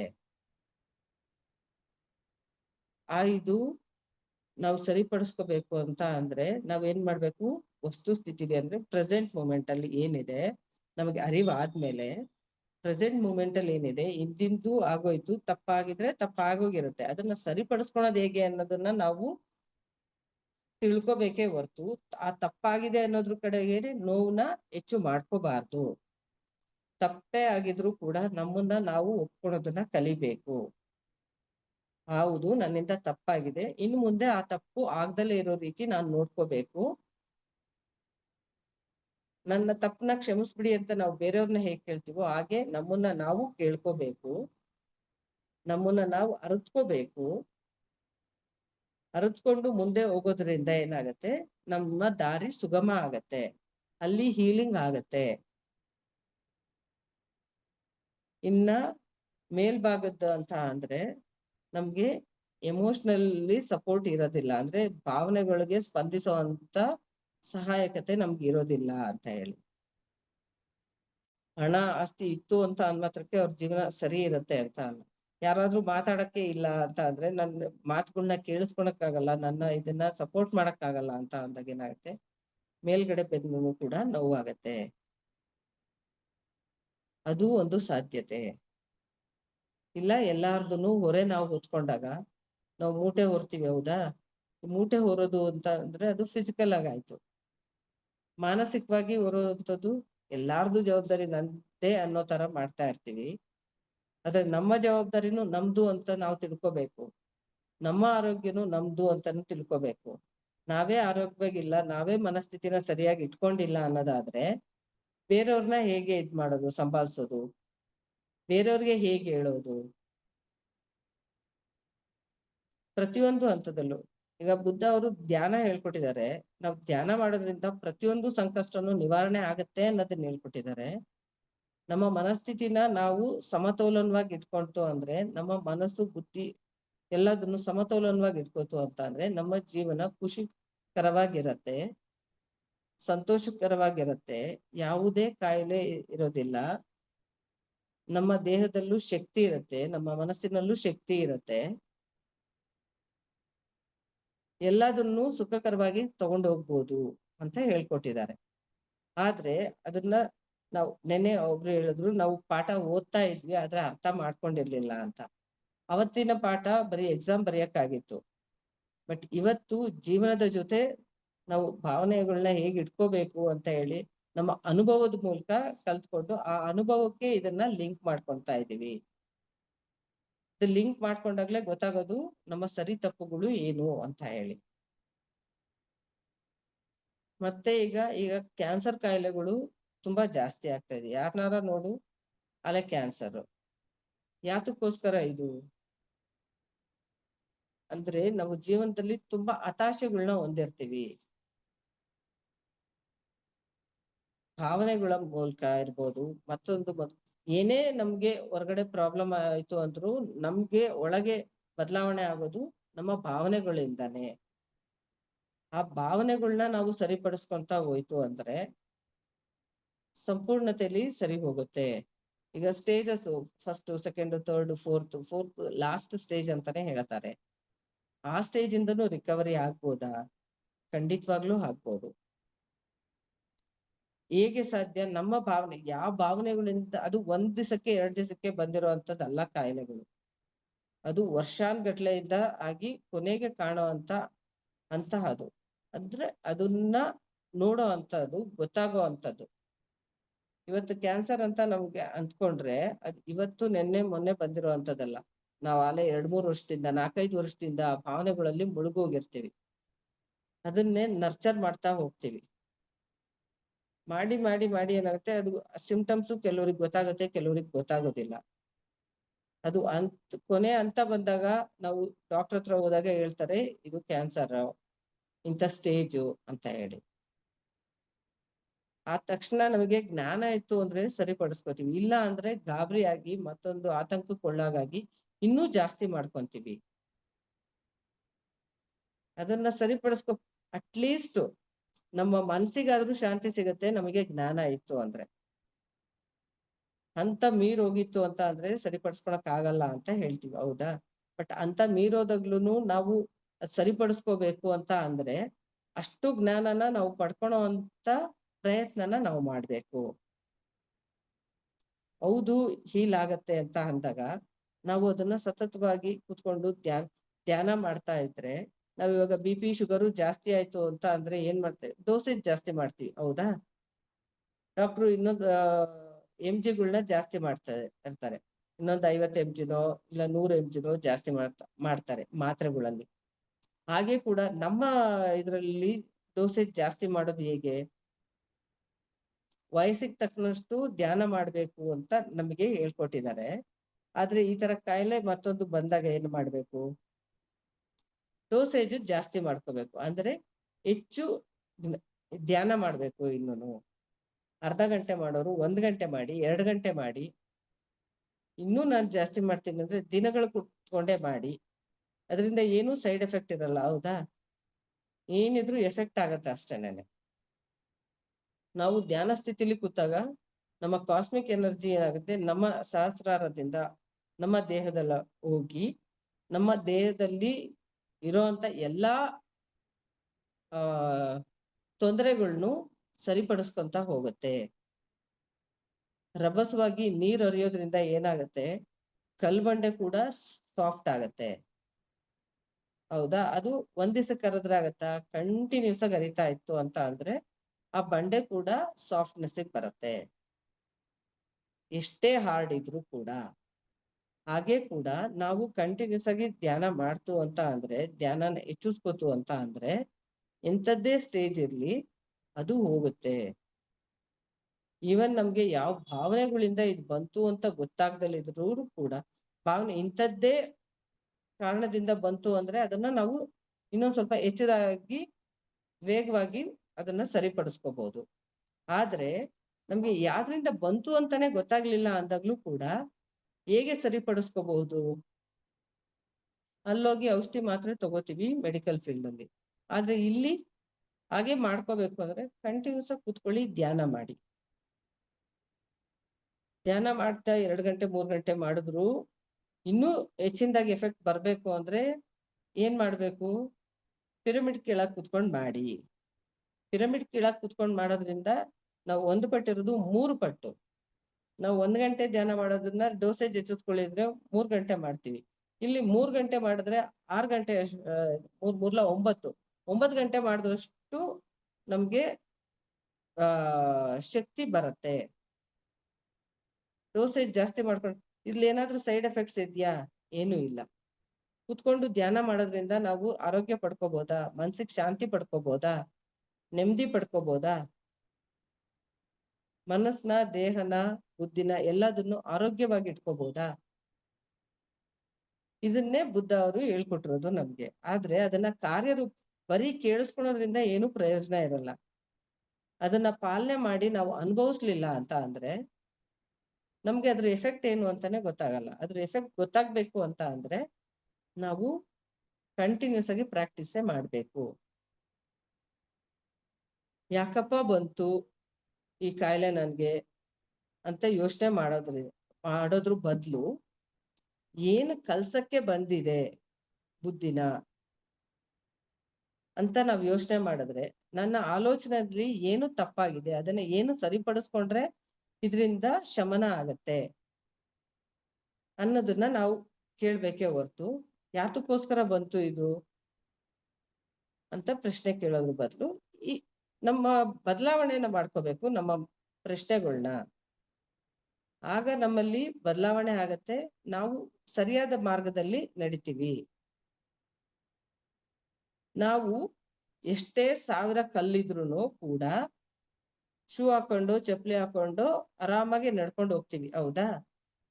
ಆದ್ರೆ ಒಂದೇ ಒಂದು ಸಣ್ಣ ಕಲ್ಲು ನಿಮ್ಮ ಶೂ ಒಳಗೆ ಸೇರ್ಕೊಂತು, ಚಪ್ಪಲಿಲಿ ಸೇರ್ಕೋತು ಅಂತ ಅಂದ್ರೆ ಸರಿಯಾದ ರೀತಿ ನಡಿಯಕ್ಕಾಗತ್ತಾ? ನೋವಾಗತ್ತೆ, ಹೌದಾ? ಅದನ್ನ ಸಹಿಸೋಕ್ಕಾಗಲ್ಲ. ಆ ಕಲ್ನ ಆಚೆ ತೆಗ್ದಾಕೋವರ್ಗುನು ನಾವು ಸರಿಯಾದ ರೀತಿ ನಡಿಯಕ್ಕಾಗಲ್ಲ. 1000 ಕಲ್ಲಿದ್ರು ಕೂಡ ಅದ್ರ ಮೇಲೆ ನಡಿಬೇಕು ಸೂಕ್ತವಾಗಿ ಅಂತ ಅಂದ್ರೆ ಶೂ ಹಾಕೊಂಡು ಚಪ್ಪಲ್ ಹಾಕೊಂಡು ನಡಿಬೇಕು, ಹೌದಾ? ಹಂಗೆ ಕೂಡ ನಮ್ಮ ಮನಸ್ಥಿತಿಗಳನ್ನ ಸರಿಯಾದ ರೀತಿಲಿ ತಗೊಂಡೋಯ್ತು ಅಂತ ಅಂದ್ರೆ 1000 ಸಂಕಷ್ಟ ಬರ್ಲಿ ಹೋಗ್ಬೋದು, ಅದನ್ನ ಎದುರಿಸಿ ನಿಲ್ಬೋದು. ಆದ್ರೆ ನಮ್ಮಲ್ಲೇ ತಪ್ಪಾದ ಭಾವನೆಗಳನ್ನ ಇಟ್ಕೊಂಡು ಒಂದು ಸಣ್ಣ ಕಲ್ಲು ಶೂ ಒಳಗೆ ಹೆಂಗ್ ಸೇರುತ್ತೋ ಹಂಗೆ ಒಂದು ಸಣ್ಣ ಕುಡಿ ನಮ್ಮ ಮನಸ್ಸೊಳಗೆ ಸೇರಿ ಅದು ತಪ್ಪು ಕಲ್ಪನೆ ಇದ್ರಲ್ಲಿ ಆಯ್ತು ಅಂತ ಅಂದ್ರೆ ನಮ್ಮ ಜೀವನ ಕೂಡ ನಾವು ಸರಿಯಾದ ರೀತಿಲಿ ನಡ್ಸ್ಕೊಂಡು ಹೋಗಕ್ ಆಗಲ್ಲ.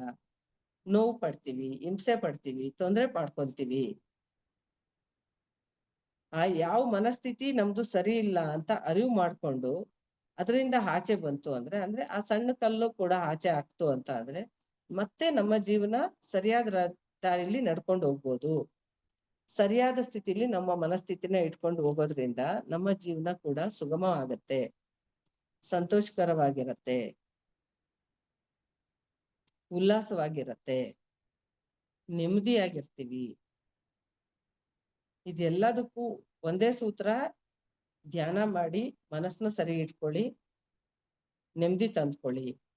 ನೀವು ಕಲ್ತಿರೋದನ್ನ ಮತ್ತೊಬ್ರಿಗೂ ಕೂಡ ಹೇಳ್ಕೊಡಿ, ಅವರ ಬದಲಾವಣೆಗೂ ಕೂಡ ನೀವು ಕಾರಣ ಆಗಿ.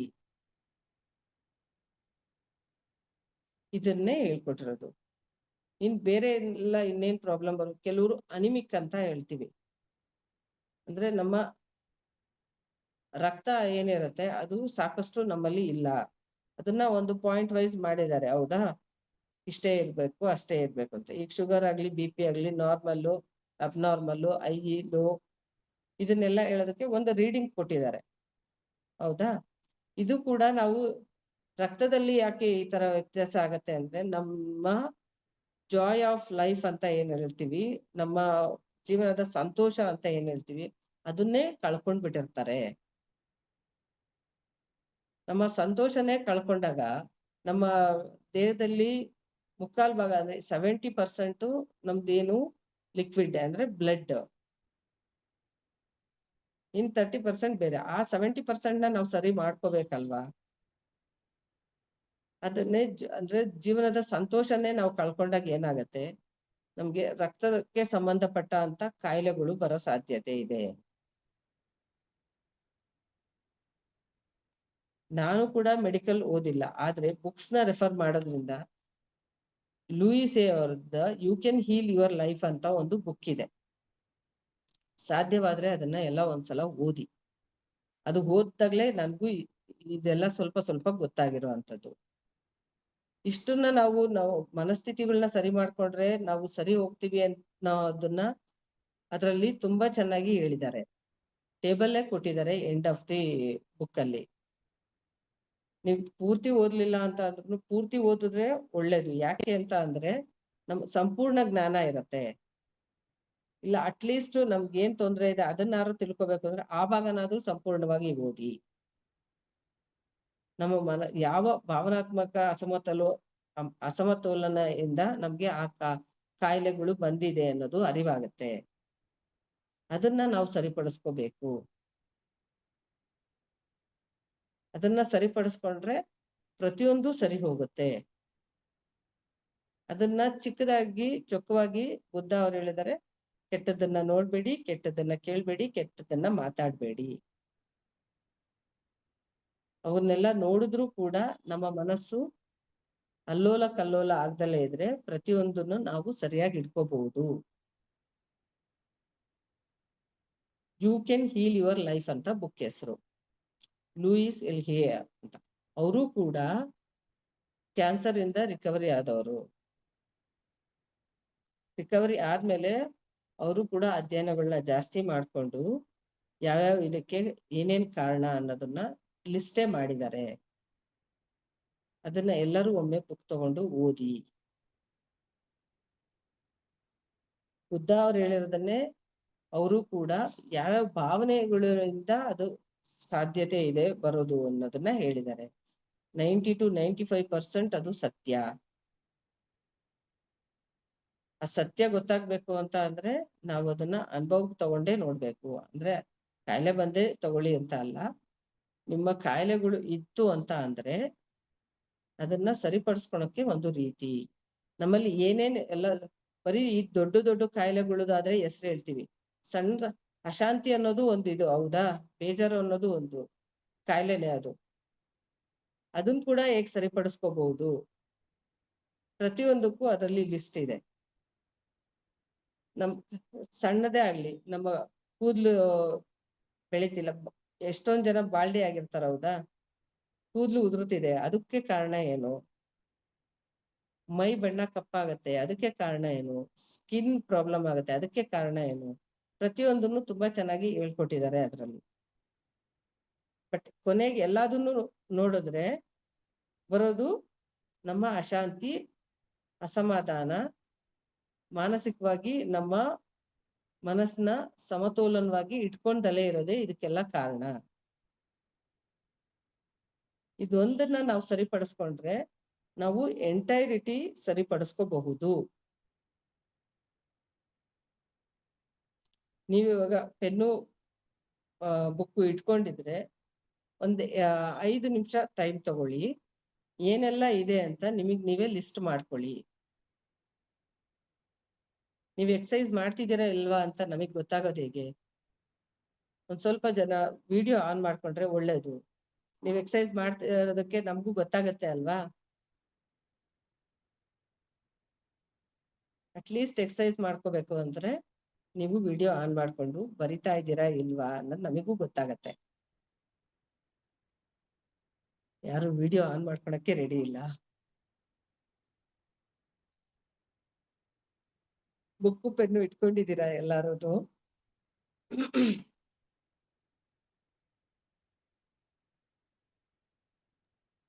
ಎಸ್ ಮ್ಯಾಮ್, ರೆಡಿ ಇದೆ.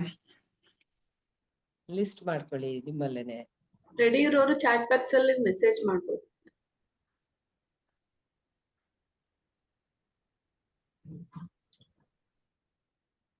ಇದನ್ನೇನ್ ನಾನು ಯಾರಿಗೂ ಪೋಸ್ಟ್ ಮಾಡಿ ಅಂತಾನು ಏನ್ ಕೇಳಲ್ಲ.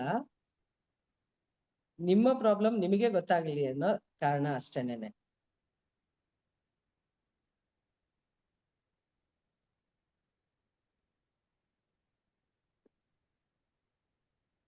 Thank you. ನನ್ ಮಾತಿಗೆ ಬೆಲೆ ಕೊಟ್ಟು ಒಂದ್ 4-5 ಜನ ವಿಡಿಯೋ ಆನ್ ಮಾಡಿದ್ರಿ, ಖುಷಿ ಆಯ್ತು. ಎಸ್ ಮೇಡಮ್, ಎಲ್ಲರೂ ಇವಾಗೆಲ್ಲ ರೆಡಿ ಮಾಡ್ಕೊಂಡಿಟ್ಟಿದ್ದಾರೆ, ಬರ್ತಾ ಇದೆ ಎಲ್ಲರೂ ಮೆಸೇಜ್.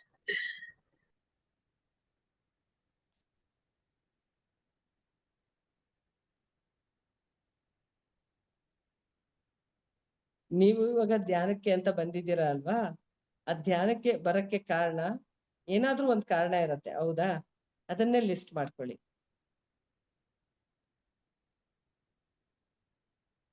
ನಿಮ್ಮ ಬೇಜಾರ್ ಇರ್ಬೋದು, ನಿಮ್ಮ ಕಾಯಿಲೆ ಇರ್ಬೋದು, ಇಲ್ಲ ಸಂಬಂಧಗಳಲ್ಲಿ ಆಗುವಂತ ಏರುಪೇರು ಇರ್ಬೋದು. ಒಂದ್ 10 ಪಾಯಿಂಟ್ನ ಮಾಡ್ಕೊಳ್ಳಿ.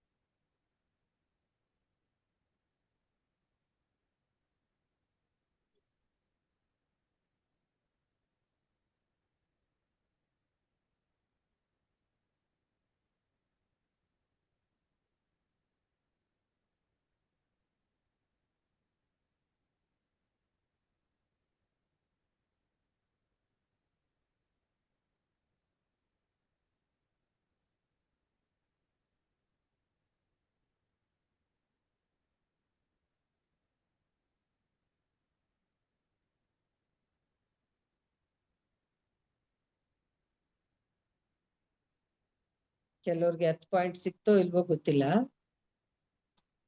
ಎಷ್ಟು ಸಿಕ್ಕಿದ್ರೆ ಅಷ್ಟೇ ಸರಿ, ಆಯ್ತಾ? ಈಗ ನೀವ್ ಅದನ್ನೆಲ್ಲ ಬರ್ದಿದ್ದೀರಾ ಅಲ್ವಾ? ಇದು ಇವತ್ತಿಗೆ ಈ ಕ್ಷಣಕ್ಕೆ ಆಗಿರೋ ಅಂತದ್ದಲ್ಲ, ಹೌದಾ? ಈ ಹಿಂದೆ ಆಗಿರೋ ಅಂತ ಘಟನೆಗಳನ್ನ ನೆನೆಸ್ಕೊಂಡು ಬರ್ದಿದ್ದೀರಾ. ಇವತ್ತಿನ ಮನಸ್ಥಿತಿಗೂ ಆವತ್ತಿನ ಆ ಮನಸ್ಥಿತಿಗೂ ಕಂಪೇರ್ ಮಾಡಿ ನೋಡಿ, ಬದಲಾವಣೆ ಆಗಿದ್ಯಾ ಇಲ್ವಾ?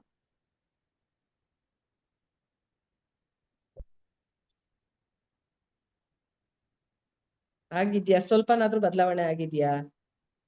ಅಟ್ಲೀಸ್ಟ್ ನಮ್ಮ ತಪ್ಪುಗಳು ಆಗಿದೆ, ಅದನ್ನ ಸರಿಪಡಿಸ್ಕೋಬೇಕು ಅನ್ನೋದನ್ನಾದ್ರೂ ಬದಲಾವಣೆ, ಅದನ್ನು ಒಂದು ಬದಲಾವಣೆ, ಹೌದಾ? ಈಗ ಅದರಿಂದ ಹೊರಗೆ ಬರೋದು ಹೇಗೆ? ಯಾರಿಗೋ ತುಂಬಾ ನೋವಾಗಿದೆ ಅಂತ ಯಾವ್ದೋ ಒಂದು ಭಾವನೆ ಬರ್ದಿರ್ತಿದೆ, ಅದು ತಪ್ಪು ಅಂತಾನೂ ಗೊತ್ತಾಗತ್ತೆ. ಆದ್ರೆ ಅದನ್ನ ಹೊರಗ್ ತರಕ್ಕೆ ಹಲವಾರು ಮೆಥಡ್ಸ್ ಇದಾವೆ.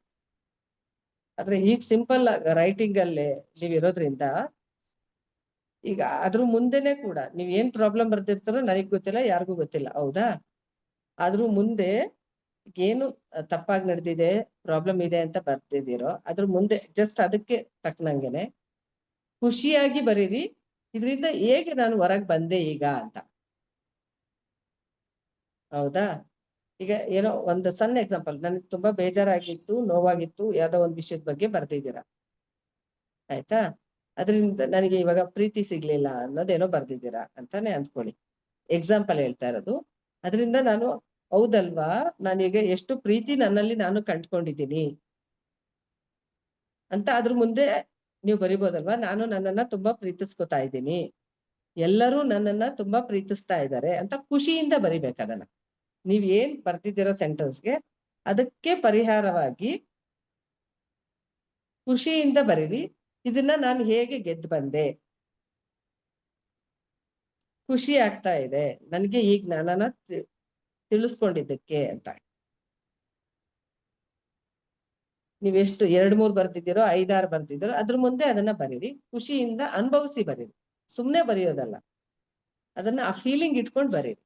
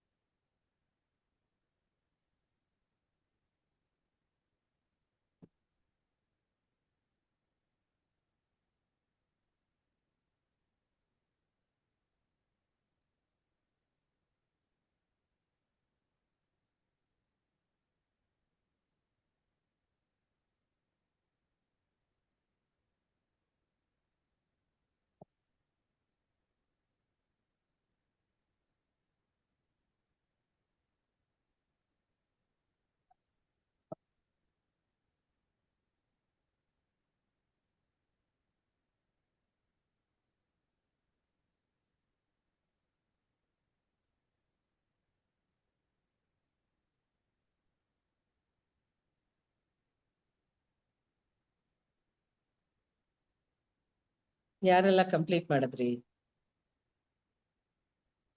ಚಾಟ್ ಬಾಕ್ಸ್ ಅಲ್ಲಿ ಮೆಸೇಜ್ ಹಾಕಿ ಕಂಪ್ಲೀಟ್ ಆಗಿತ್ತು ಅಂತ ಅಂದ್ರೆ.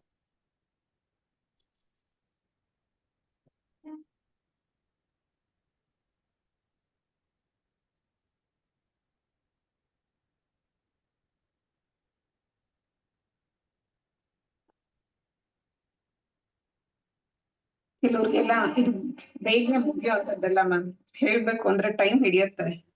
ಹೋಮ್ ವರ್ಕ್ ಕೂಡ ನೀವು ಕೊಡ್ಬೋದು ಇದನ್ನ, ಸೊ ನೀವು ಮತ್ತೆ ಕಂಟಿನ್ಯೂ ಮಾಡಿ ಇದು ಅಂತ. ಯಾಕೆಂದ್ರೆ ಪೇಜ್ಗಳು ಬರಿತಾ ಇದ್ರೆ ಅವಾಗ ಅಷ್ಟೇ ಅವ್ರ ಭಾವನೆ ಬೇಡ, ಅದಕ್ಕೆ ಹೇಳಿದ್ದು ಒಂದು 4-5 ಮ್ಯಾಕ್ಸಿಮಮ್ 10, ಅದಕ್ಕೆ 5 ನಿಮಿಷ ಟೈಮ್ ಕೊಟ್ಟಿರೋದು. ನಾಳೆ ಬೇಕಾದ್ರೆ 6:30ಗೆ ಇದನ್ನ ಮುಗಿಸಿ ಅರ್ಧ ಗಂಟೆ ಟೈಮ್ ಕೊಡೋಣ, ನಾಳೆ ಮತ್ತೊಂದು ಎಕ್ಸರ್ಸೈಸ್ ಮಾಡ್ಸೋಣ, ಆಗ್ಬೋದಾ? ನಾಳೆ ಮ್ಯಾಮ್ ಇದು ಇದೆ, ಏನಂತೀರಾ, ಇವತ್ತು 41 ದಿನ ಮಂಡಲ ಧ್ಯಾನ ಆಯ್ತಲ್ಲ ಮ್ಯಾಮ್, ಅವ್ರ ಎಕ್ಸ್ಪೀರಿಯನ್ಸ್ ಶೇರಿಂಗ್ ಮಾಡ್ಬೇಕಾಗತ್ತೆ. ಆಯ್ತು, ಅಂದ್ರೆ ಪೂರ್ತಿ ಎಕ್ಸ್ಪೀರಿಯನ್ಸ್ ಶೇರಿಂಗ್ ಅಂತಾನೆ ಇಟ್ಟಿದ್ದೀರಾ ನಾಳೆ? ಒಂದು ಅರ್ಧ ದಿನ ಆದ್ರು ಮ್ಯಾಮ್, ಹಾಫ್ ಅನ್ ಅವರ್ ಆದ್ರು. ಅದನ್ನೇ ಹೇಳಿದ್ದು, ನಾಳೆ 6:30ಗೆ ಮುಗ್ಸೋಣ, ಇನ್ನು ಅರ್ಧ ಗಂಟೆ ಮಾಡೋಣ ಅಂತ ಹೇಳಿ. Okay ma'am. ಹ್ಮ್? ಓಕೆ. ಆಯ್ತು, ಇವತ್ತಿಗೆ ಟೈಮ್ ಆಯ್ತು ಅನ್ಕೊಂತೀನಿ. ಇವತ್ತಿನ ಇದ್ರ ಬಗ್ಗೆ ಆ ಎಕ್ಸಸೈಸ್ ನ ನಾಳೆ ಮುಂದುವರ್ಸೋಣ, ಆಯ್ತಾ? ನಾಳೆ ಇನ್ನೊಂದೇ ಹೇಳ್ತೀನಿ. ನಾಳೆ ಪ್ರಿಪೇರ್ ಆಗೇ ಬನ್ನಿ. ನೀವ್ ಏನೆಲ್ಲ ಭಾವನೆಗಳನ್ನ ಇಟ್ಕೊಂಡಿರ್ತೀರಾ, ರೆಡಿಯಾಗಿ ಬಂದಿರ್ರಿ. ಇನ್ನೊಂದ್ ತರ ಮಾಡ್ಸೋಣ ಅದನ್ನ. ಅಲ್ಲ, ಇಲ್ಲಾಂದ್ರೆ ನೀವು ಹೋಮ್ವರ್ಕ್ ಆಗಿ ಹೇಳಿದ್ರೆ ಅವರು ಬರ್ಕೊಂಡು ಬರ್ಬೋದಲ್ಲ ಮ್ಯಾಮ್, ಸೊ ದಟ್ ಇಲ್ಲ ಇಲ್ಲ ಇಲ್ಲ, ಇಲ್ಲೇ ಮಾಡುವಂತದ್ದು ಅದು. ಎದುರುಗಡೆನೆ ಮಾಡ್ಬೇಕು. ಪ್ರಿಪೇರ್ ಆಗೋದ್ ಬೇರೆ, ಆ ಕ್ಷಣದಲ್ಲಿ ಆಗೋದ್ ಬೇರೆ. ಲೀವ್ ಅಟ್ ದಿ ಪ್ರೆಸೆಂಟ್ ಅಂತ ತಾನೇ ನಾವ್ ಹೇಳೋದು. ಹೌದು. ಆ ಪ್ರೆಸೆಂಟ್ ಅಲ್ಲಿ ಏನಾಗತ್ತೆ ಅನ್ನೋದು ಬೇಕಾಗಿರೋಂಥದ್ದು. ಆಮೇಲೆ ಅವರು ಎಕ್ಸರ್ಸೈಸ್ ಮಾಡ್ಕೊಳ್ಳಿ. ಯಾಕೆಂದ್ರೆ ಆಳವಾಗಿ ಒಳಗಡೆಯಿಂದ ಇರೋವಂಥದ್ದೆಲ್ಲ ಬರೆದು ಬಿಟ್ರೆ ಸಂಪೂರ್ಣ ಮನಸ್ಥಿತಿ ಎಲ್ಲ ಆಚೆ ಬಂದ್ಬಿಡತ್ತೇನೋ ಅಂತ. ಅವರು ಇಷ್ಟು ವರ್ಷದ್ದು ಬರೀತಾ ಕೂತ್ಕೊಂಡ್ರೆ ಅವರು ದಿನಗಟ್ಲೆ ಬೇಕು, ಹೌದಾ? ಆ 5 ನಿಮಿಷದಲ್ಲಿ 10 ನಿಮಿಷದಲ್ಲಿ ಏನಾಗುತ್ತೋ ಅಷ್ಟನ್ ಮಾಡ್ಲಿ, ಆ ನಂತರ ಪ್ರಾಕ್ಟೀಸ್ ಮಾಡ್ಲಿ. ಅವ್ರ ಏನಂತ ಅಂದ್ರೆ ಇದನ್ನ ತಿಳಿ ಹೇಳೋದು ಅಷ್ಟೇನೆ, ಪ್ರಾಕ್ಟೀಸ್ ಮಾಡ್ಬೇಕು ಅವ್ರೇನೆ. ನಾವಿವಾಗ ಮಕ್ಳಿಗೆ ಅಂತ ಹಾಕೊಟ್ಟಿರ್ತೀವಿ, ಹೌದಾ?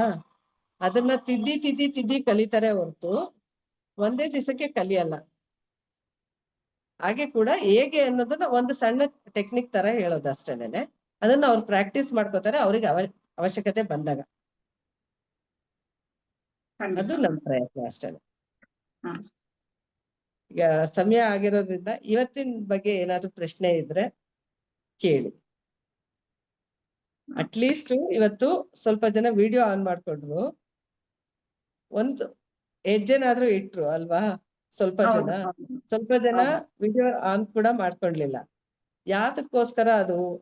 ಅವರಲ್ಲೇ ಅವ್ರ ಪರಿಮಿತಿಯಿಂದ ಆಚೆ ಬರ್ಬೇಕಾ ಬೇಡವಾ ಅನ್ನೋದು ಅವರು ಯೋಚನೆ ಮಾಡ್ಲಿ. ಖಂಡಿತ. Thank you ma'am, thank you so much. ಬಹಳ ಅದ್ಭುತವಾಗಿ ಮೂಡಿ ಬರ್ತಾ ಇದೆ, ಬಟ್ ತುಂಬಾ ಚೆನ್ನಾಗಿ ಆಕ್ಟಿವಿಟೀಸ್ ಕೂಡ ಕೊಡ್ತಾ ಇದ್ದೀರಾ ಪ್ರತಿಯೊಬ್ರು. ಅಂದ್ರೆ ಸುಮ್ನೆ ಕೇಳಿ ಬಿಡ್ದಿರಾ, ಅದನ್ನ ನಾವು ಅಳವಡಿಸ್ಕೋಬೇಕು. ಅಂದ್ರೆ ಏನ್ ಮಾಡ್ಬೇಕು ಇಲ್ಲಿ?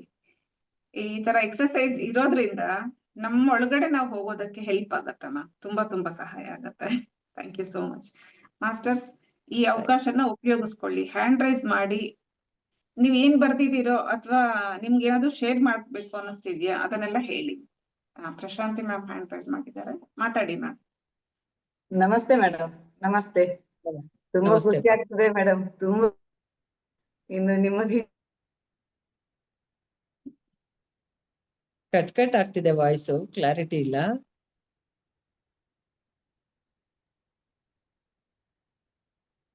ಬೇರೆಯವ್ರಿಗೆ ಕೇಳಿಸ್ತಾ ಇದೆಯಾ? ಇಲ್ಲ ಮ್ಯಾಮ್, ಏನೂ ಇಲ್ಲ, ಕೇಳಿಸ್ತಾ ಇಲ್ಲ. ಸೊ ಬೇರೆಯವ್ರಿಗೆ ಕೊಡೋಣ ಮ್ಯಾಮ್ ಅಷ್ಟರಲ್ಲಿ. ಮ್ಯಾಮ್ ನೀವು ವಿಡಿಯೋ ಆಫ್ ಮಾಡ್ಕೊಂಡು ಮಾತನಾಡಿ ನೋಡಿ, ಟ್ರೈ ಮಾಡಿ, ಆಗತ್ತೇನೋ. ಪ್ರಶಾಂತಿ ಮ್ಯಾಮ್. ಅಲ್ಲ, ವಾಯ್ಸ್ ತುಂಬಾ ಬ್ರೇಕ್ ಆಗ್ತಿದೆ, ಹಾಗಾಗಿ ವಿಡಿಯೋ ಆಫ್ ಮಾಡ್ಕೊಳ್ಳಿ. ಓಕೆ. ಈಗ ಮಾತನಾಡ್ತೀನಿ.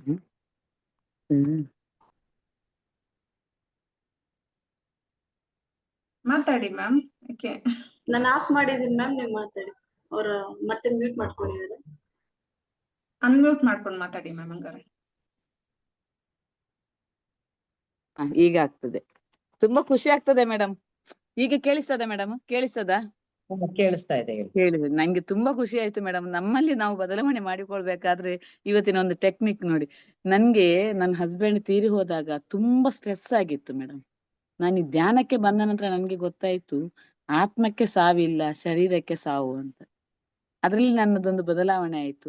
ಇನ್ನು ನನಗೊಂದು ಈ ಆರೋಗ್ಯ ಸಮಸ್ಯೆಯ ಉದ್ದೇಶದಿಂದಲೇ ನಾನು ಈ ಧ್ಯಾನಕ್ಕೆ ಬಂದದ್ದು. ಈಗ ನಾನು ನನ್ನನ್ನು ಪ್ರೀತಿಸ್ತಾ ಇದ್ದೇನೆ. ಪ್ರೀತಿಸಿಕೊಂಡಾಗ ನನಗೆ ತುಂಬಾ ಬದಲಾವಣೆ ಆಯ್ತು. ತುಂಬಾ ಅಂದ್ರೆ ಈಗ ಡಾಕ್ಟರ್ ಹತ್ರ ಹೋಗುದೇ ನಾನಿಲ್ಲ. ಅಂತ ಒಂದು ಪರಿಸ್ಥಿತಿ ನನ್ಗೆ ಈಗ ಬಂದಿದೆ. ಯಾವುದಕ್ಕೂ ಹೋಗುದಿಲ್ಲ. ಕೋಪ ದ್ವೇಷ ಎಂಬುದಿತ್ತು, ಆದ ಕಾರಣವೇ ನನ್ನ ಗಾಲ್ ಬ್ಲೇಡರ್ ಅಲ್ಲಿ ಸ್ಟೋನ್. ಯಾವ ಕಾರಣ ಅಂತ ಗೊತ್ತಿಲ್ಲ, ನಿಮಗೆ ಗೊತ್ತಿರ್ಬೋದು, ಅದನ್ನ ನಿಮ್ಮಲ್ಲಿ ನಾನು ಕೇಳ್ಬೇಕು. ನನ್ನ ಗಾಲ್ ಬ್ಲೇಡರ್ ಅಲ್ಲಿ ಸ್ಟೋನ್ ಅಂತ ಹೇಳಿದ್ರು. ಆನಂತರ ನಾನು ಧ್ಯಾನ 3 ಗಂಟೆ ಮಾಡ್ತೇನೆ. ಅದರಿಂದಲೇ ನನ್ನದು ಸ್ಟೋನ್ ನೀರಾಗಿ ಹೋಗಿರ್ಬೋದು ಎಂಬುದೇ, ನಾನು ಈ ಧ್ಯಾನದ ಸರಿಪಡಿಸಿಕೊಳ್ತೇನೆ ಎಂಬುದೇ ನನ್ನದೊಂದು ಧೈರ್ಯ ಇದೆ ಮೇಡಮ್. ಆದ್ರಿಂದ ಅದು ಹೋಗಿರ್ಬೋದು. ನಾನು ಟೆಸ್ಟಿಗೂ ಕೂಡ ಹೋಗ್ಲಿಲ್ಲ. ನನಗೊಂದು ಕಣ್ಣಿನ ಸಮಸ್ಯೆ ಬಂತು, ಕಣ್ಣಿನ ಸಮಸ್ಯೆ. ಯಾಕೆಂದ್ರೆ ನನಗೆ ತುಂಬಾ ಕೋಪ ಮೇಡಮ್. ಕೋಪ ಅಂದ್ರೆ ನನ್ಗೆ ಈ ಧ್ಯಾನಕ್ಕೆ ಬರುವ ಮೊದಲು ನಾನೊಂದು ಟೀಚರ್ ಆಗಿ ಟೀಚ್ ಮಾಡ್ತಿರುವವಳು. ನನಗೆ ಯಾರಾದ್ರೂ ಒಂದು ಹೇಳಿದ್ರೆ ಅವರ ಮುಖ ನೋಡ್ಲಿಕ್ಕೆ ಬೇಡ ನನ್ಗೆ. ಈಗ ಗೊತ್ತಾಯ್ತು ನಿಮ್ಮ ಇದರಿಂದ, ಸತ್ಸಂಗದಿಂದ, ನಮ್ಗೆ ಇನ್ನೊಬ್ಬರನ್ನು ನೋಡ್ಲಿಕ್ಕೆ ಆಗದಿದ್ರು ಕಣ್ಣಿನ ಸಮಸ್ಯೆ ಬರ್ತದೆ ಅಂತ. ಪುಸ್ತಕ ಅಡ್ಡ ಇಟ್ಟು ನಾನು ಕೂತ್ಕೊಳ್ತಿದ್ದೆ, ನನಗೆ ಅವರ ಮುಖ ನೋಡ್ಲಿಕ್ಕೆ ಬೇಡ. ಆ ರೀತಿ ಮನಸ್ಸು ನನ್ನದಿತ್ತು ಮೇಡಮ್. ಈಗ ಗೊತ್ತಾಯ್ತು ನನಗೆ ಆ ಸಮಸ್ಯೆ ಬಂದದ್ದೇ ಅದರಿಂದಲೇ ಏನೋ ಅಂತ. ಆಗಿರ್ಬೋದು. ಆದ್ರೆ ತುಂಬಾ ಒಳ್ಳೊಳ್ಳೆ ಮೈಗ್ರೇನ್ ಇತ್ತು ಮೇಡಮ್ ನನ್ಗೆ.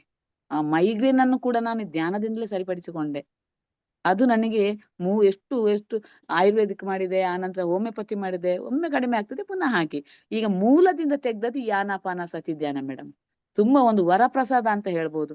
ಅದೇ ರೀತಿ ನೀವು ಈಗ ಒಂದು ವಾರದ ಸತ್ಸಂಗ ಮಾಡ್ತಾ ಇದ್ದೀರಲ್ಲ, ನಿಜವಾಗಿ ನಮ್ಮ ಜೀವನಕ್ಕೆ ಉಪಯೋಗವಾದಂಥದ್ದು. ನಾವು ಹೇಗೆ ನಮ್ಮನ್ನು ಬದಲಾವಣೆ ಮಾಡಿಕೊಳ್ಬಹುದು. ಈಗ ಈ ವಿಡಿಯೋವನ್ನು ನಾನು ನನ್ನ ಮಕ್ಕಳಿಗೆ ಹಾಕಿ ಸರಿಯಾಗಿ ಕೇಳಿಸಿಕೊಡ್ಬೇಕು. ಯಾಕಂದ್ರೆ ಇಲ್ಲದ್ರೆ ಅವ್ರು ಕೇಳುವುದಿಲ್ಲ ಇದನ್ನೆಲ್ಲ. 1 ಗಂಟೆ ನಾನು ಹೇಳುವುದನ್ನು ನೀವು ಕೇಳಬೇಕು. ಈ ಸತ್ಸಂಗವನ್ನು ಕೇಳಿಕೊಂಡ ನಂತರ ನಮ್ಮಲ್ಲಿ ನಾವು ಬದಲಾವಣೆ ಮಾಡಿಕೊಳ್ಳಿ. ನನ್ನ ಮಗಳಿದ್ದಾಳೆ, ಅವಳು ಏನು ಹೇಳುದು, ನನ್ನನ್ನು ಯಾರು ಪ್ರೀತಿಸುವುದಿಲ್ಲ.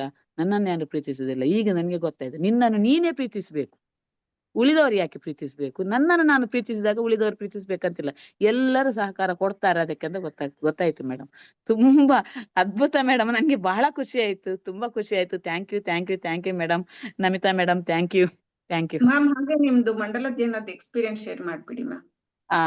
Okay madam. ನಾನು ಮಂಡಲ ಧ್ಯಾನ PCSB ಯಲ್ಲಿ ಈ ಮೊದಲು ಕೂಡ ಮಾಡಿದವಳೆ. ಈಗ ಈ ವರ್ಷದ 2ನೇ ಮಂಡಲ ಧ್ಯಾನ. ತುಂಬಾ ಅದ್ಭುತ ಮೇಡಮ್. ನನ್ಗೆ ಮಂಡಲ ಧ್ಯಾನ, ನಾನು ಏನೇ ಆಗ್ಲಿ ಬೆಳಗಿನ ಒಂದು ಧ್ಯಾನ 4 ಗಂಟೆಗೆ ಎದ್ದಾದ್ರು ಅಲ್ಲೆಲ್ಲ ಉಜ್ಜಿಕೊಂಡು ಕೂತ್ಕೊಳ್ತೇನೆ. 4ವರೆಗೆ ಕೂತ್ಕೊಳ್ತೇನೆ. ನೀವು ಸ್ಟಾರ್ಟ್ ಮಾಡುವಾಗ ನಾನು ಧ್ಯಾನದಲ್ಲೇ ಇರ್ತೇನೆ, ಎಲ್ಲವೂ ಕೇಳ್ತದೆ. ಎಂಡ್ ಆಗುವಾಗ ನಾನು 6 ಗಂಟೆಗೆ ಹೇಳ್ತೇನೆ ಮೇಡಮ್. ನನ್ಗೆ ಸ್ವಲ್ಪ ಕೆಲಸ ಇರ್ತದೆ, ಸ್ಕೂಲಿಗೆ ಹೋಗ್ಬೇಕು ಅಂತ. ಆದ ಕಾರಣ ಮತ್ತೆ ಅದನ್ನ ಕೇಳಿಕೊಂಡೆ, ಸತ್ಸಂಗವನ್ನು ಕೇಳಿಕೊಳ್ಳುದು, ಬಸ್ಸಲ್ಲಿ ಹೋಗುವಾಗ ಕೂಡ ಪುನಃ ಹಾಕಿ ಕೇಳುದು, ಎಲ್ಲವನ್ನು ಈ ರೀತಿ ಮಾಡ್ತೇನೆ. ನನ್ಗೆ ನನ್ನ ಜೀವನದಲ್ಲಿ ತುಂಬಾ ಬದಲಾವಣೆ ಆಗಿದೆ. ಯಾಕಂದ್ರೆ ಇಂಪ್ರೂವ್ಮೆಂಟ್. 10 ಮಂಡಲ ಧ್ಯಾನ ಮೊದಲೇ ಮಾಡಿದ್ದೇನೆ, ಆನಂತರ ಈಗ 2 ಮಂಡಲ ಧ್ಯಾನ ಆಯ್ತು. ನನ್ನಲ್ಲಿ ಹೋದ ಹಾಗೆ ದಿನ ಹೋದ ಹಾಗೆ ಬದಲಾವಣೆಗಳು ಜಾಸ್ತಿ ಮೇಡಮ್. ಎಲ್ಲರಲ್ಲಿ ಮಾತನಾಡುವ, ಖುಷಿಯಲ್ಲಿ ಮಾತನಾಡುವ, ಕೋಪ ಎಂಬುದೇ ಇಲ್ಲ ನನ್ಗೆ. ನಾನು ಮಾತನಾಡುವುದೇ ಕಡಿಮೆ. ಈಗ ನಮ್ಮ ಸಂಬಂಧಿಕರಲ್ಲಿ ಕೂಡ ಹೆಚ್ಚು ಫೋನ್ ಕರೆಗಳನ್ನು ಮಾಡುವುದು ಕಡಿಮೆ. ಆದ್ರಿಂದ ಈ ಮಂಡಲ ಧ್ಯಾನದಲ್ಲಿ ನನಗೆ ಗೊತ್ತಾಗಿದೆ, ನಮ್ಮನ್ನು ನಾವು ಮೊದಲು ಪ್ರೀತಿಸಿಕೊಳ್ಬೇಕು. ಇಷ್ಟು ವಿಷಯಗಳು ಈ ಮಂಡಲ ಧ್ಯಾನದಲ್ಲಿ ಎಷ್ಟೋ ಒಳ್ಳೊಳ್ಳೆಯ ವಿಷಯಗಳು ಮೇಡಮ್, ಒಳ್ಳೊಳ್ಳೆಯ ವಿಷಯಗಳು. ನಾನು ಅದನ್ನು ಇನ್ನೊಬ್ಬರಿಗೆ ಕಳಿಸ್ತೇನೆ, ಪುನಃ ಪದೇ ಅದನ್ನು ವಿಡಿಯೋ ಹಾಕಿ ಕೂಡ ನೋಡ್ತಾ ಇದ್ದೇನೆ. ತುಂಬಾ ಖುಷಿ ಆಗ್ತಾ ಇದೆ. ನನಗೊಂದು ಧೈರ್ಯ ಬಂದಿದೆ. ಯಾರ ಬಗ್ಗೆನೇ ಚಿಂತನೆ ಮಾಡುದಿಲ್ಲ ನಾನು. ಈ ಮಂಡಲ ಧ್ಯಾನದಲ್ಲಿ ವಿಷಯಗಳು, ಒಳ್ಳೊಳ್ಳೆ ವಿಷಯಗಳು ಇತ್ತು ಈ ಸಲ. ತುಂಬಾ ಅದ್ಭುತವಾಗಿತ್ತು ಮೇಡಮ್. Thank you. ನನ್ನನ್ನು ಪರಿವರ್ತನೆ ಮಾಡ್ಲಿಕ್ಕೆ ಈ ಧ್ಯಾನವೇ ಕಾರಣ ಮೇಡಮ್. ಬೇರೆ ಯಾರಿಂದಲೂ ಸಾಧ್ಯ ಆಗ್ತಿರ್ಲಿಲ್ಲ. ಈ ಧ್ಯಾನದಿಂದ ನಾನು ಈ ಸತ್ಸಂಗವನ್ನು ಕೇಳಿಕೊಂಡು ಸ್ವಾಧ್ಯಾಯ ಮಾಡಿಕೊಂಡು, ಆದ ಕಾರಣ ನನಗೆ ಸ್ವಲ್ಪ ಈ ಧ್ಯಾನ, ನಾನು ಎಲ್ಲರಿಗೂ ಹೇಳುದು ಧ್ಯಾನ ಮಾಡಿ ಅಂತ. ಸ್ವಾಧ್ಯಾಯ, ಸತ್ಸಂಗದಲ್ಲಿ ನಾವು ಬದಲಾವಣೆ ಆಗ್ತೇವೆ. ಅದನ್ನು ಅನುಸರಿಸ್ಬೇಕು. ಅದನ್ನು ನಾವು ನಮ್ಮ ಜೀವನದಲ್ಲಿ ಅಳವಡಿಸಿಕೊಂಡಾಗ ಮಾತ್ರ ಮೇಡಮ್. ಒಂದು ಕಿವಿಯಲ್ಲಿ ಕೇಳಿ ಇನ್ನೊಂದು ಕಿವಿಯಲ್ಲಿ ಬಿಟ್ರೆ ಖಂಡಿತವಾಗಿ ಆಗುದಿಲ್ಲ. ನಮ್ಮಲ್ಲಿ ನಾವು ಅದನ್ನು ಅಳವಡಿಸಿಕೊಂಡಾಗ ಮಾತ್ರ ಸಾಧ್ಯ ಅಂತ ಈ ಸತ್ಸಂಗದಲ್ಲಿ ನನಗೆ ತುಂಬಾ ಅರಿತುಕೊಂಡೆ ನಾನು. ತುಂಬಾ thank you madam. Thank you. ಎಷ್ಟು ಮಂಡಲ ಧ್ಯಾನ ಆಯ್ತು. ಮಂಡಲ ಧ್ಯಾನದಿಂದ ನನ್ನ ಆರೋಗ್ಯವನ್ನು ಸರಿಪಡಿಸಿಕೊಂಡದ್ದು ಮೇಡಮ್. ಎಷ್ಟು ಮಂಡಲ ಧ್ಯಾನ, 12 ಮಂಡಲ ಧ್ಯಾನ, ಅಲ್ಲಿ ಈಗ 2 ಮಂಡಲ ಧ್ಯಾನ. ಒಂದನ್ನು ಬಿಡುದಿಲ್ಲ ನಾನು. ಬೆಳಗಿನ ಧ್ಯಾನವನ್ನು ನಾನು ಯಾವತ್ತೂ ಬಿಡುದಿಲ್ಲ. ಏನೋ ಒಂದು ಕಳ್ಕೊಂಡೆ, ಊಟ ಮಾಡದಿದ್ರು ಪರವಾಗಿಲ್ಲ, ಧ್ಯಾನವನ್ನು ನಾನು ಮಾತ್ರ ಬಿಡುದಿಲ್ಲ. Thank you madam. Thank you ಅವಕಾಶಕ್ಕಾಗಿ. ಥ್ಯಾಂಕ್ ಯು ಪ್ರಶಾಂತಿ ಮ್ಯಾಮ್, ಹೇಳ್ಕೊಂಡಿದ್ದಕ್ಕೆ ನಿಮ್ಮ ಎಕ್ಸ್ಪೀರಿಯನ್ಸ್ ಎಲ್ಲ. Thank you. ನಾಗರತ್ನ ಮ್ಯಾಮ್, ಮಾತಾಡಿ.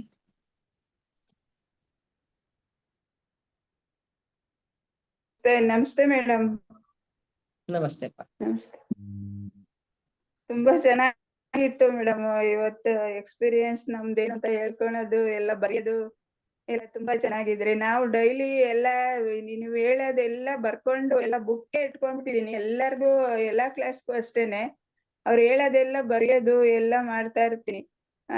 ಎಲ್ಲ ತಿಳ್ಕೊಬೇಕು, ಬೇರೆಯವ್ರಿಗೂ ಹೇಳ್ಬೇಕು ಅಂತ ಆತರ ಮಾಡ್ತಾ ಇರ್ತೀನಿ. ನಾನು ಮನಸ್ಸಿನ ಒತ್ತಡ ಜಾಸ್ತಿ, ಮಾನಸಿಕವಾಗಿ ಬೇರೆ ಏನು ನಮ್ಮ ಓದೋ ವಸ್ತು ಕೈಗೆ ಸಿಗಲ್ಲ ಅನ್ನೋದು ಅದನ್ನೇ ಹೆಚ್ಚು ಯೋಚನೆ ಮಾಡಿ ಮಾನಸಿಕ ಒತ್ತಡಕ್ಕೆ ಜಾಸ್ತಿ ಹೋಗಿದ್ದೆ. ಕೈ ನೋವು, ಬ್ಯಾಕ್ ಪೈನ್ ಎಲ್ಲ ಇತ್ತು ನನಗೂನು. ತುಂಬಾ ಅದರಿಂದ ತಲೆ ನೋವು ಎಲ್ಲ ಬರ್ತಾ ಇತ್ತು.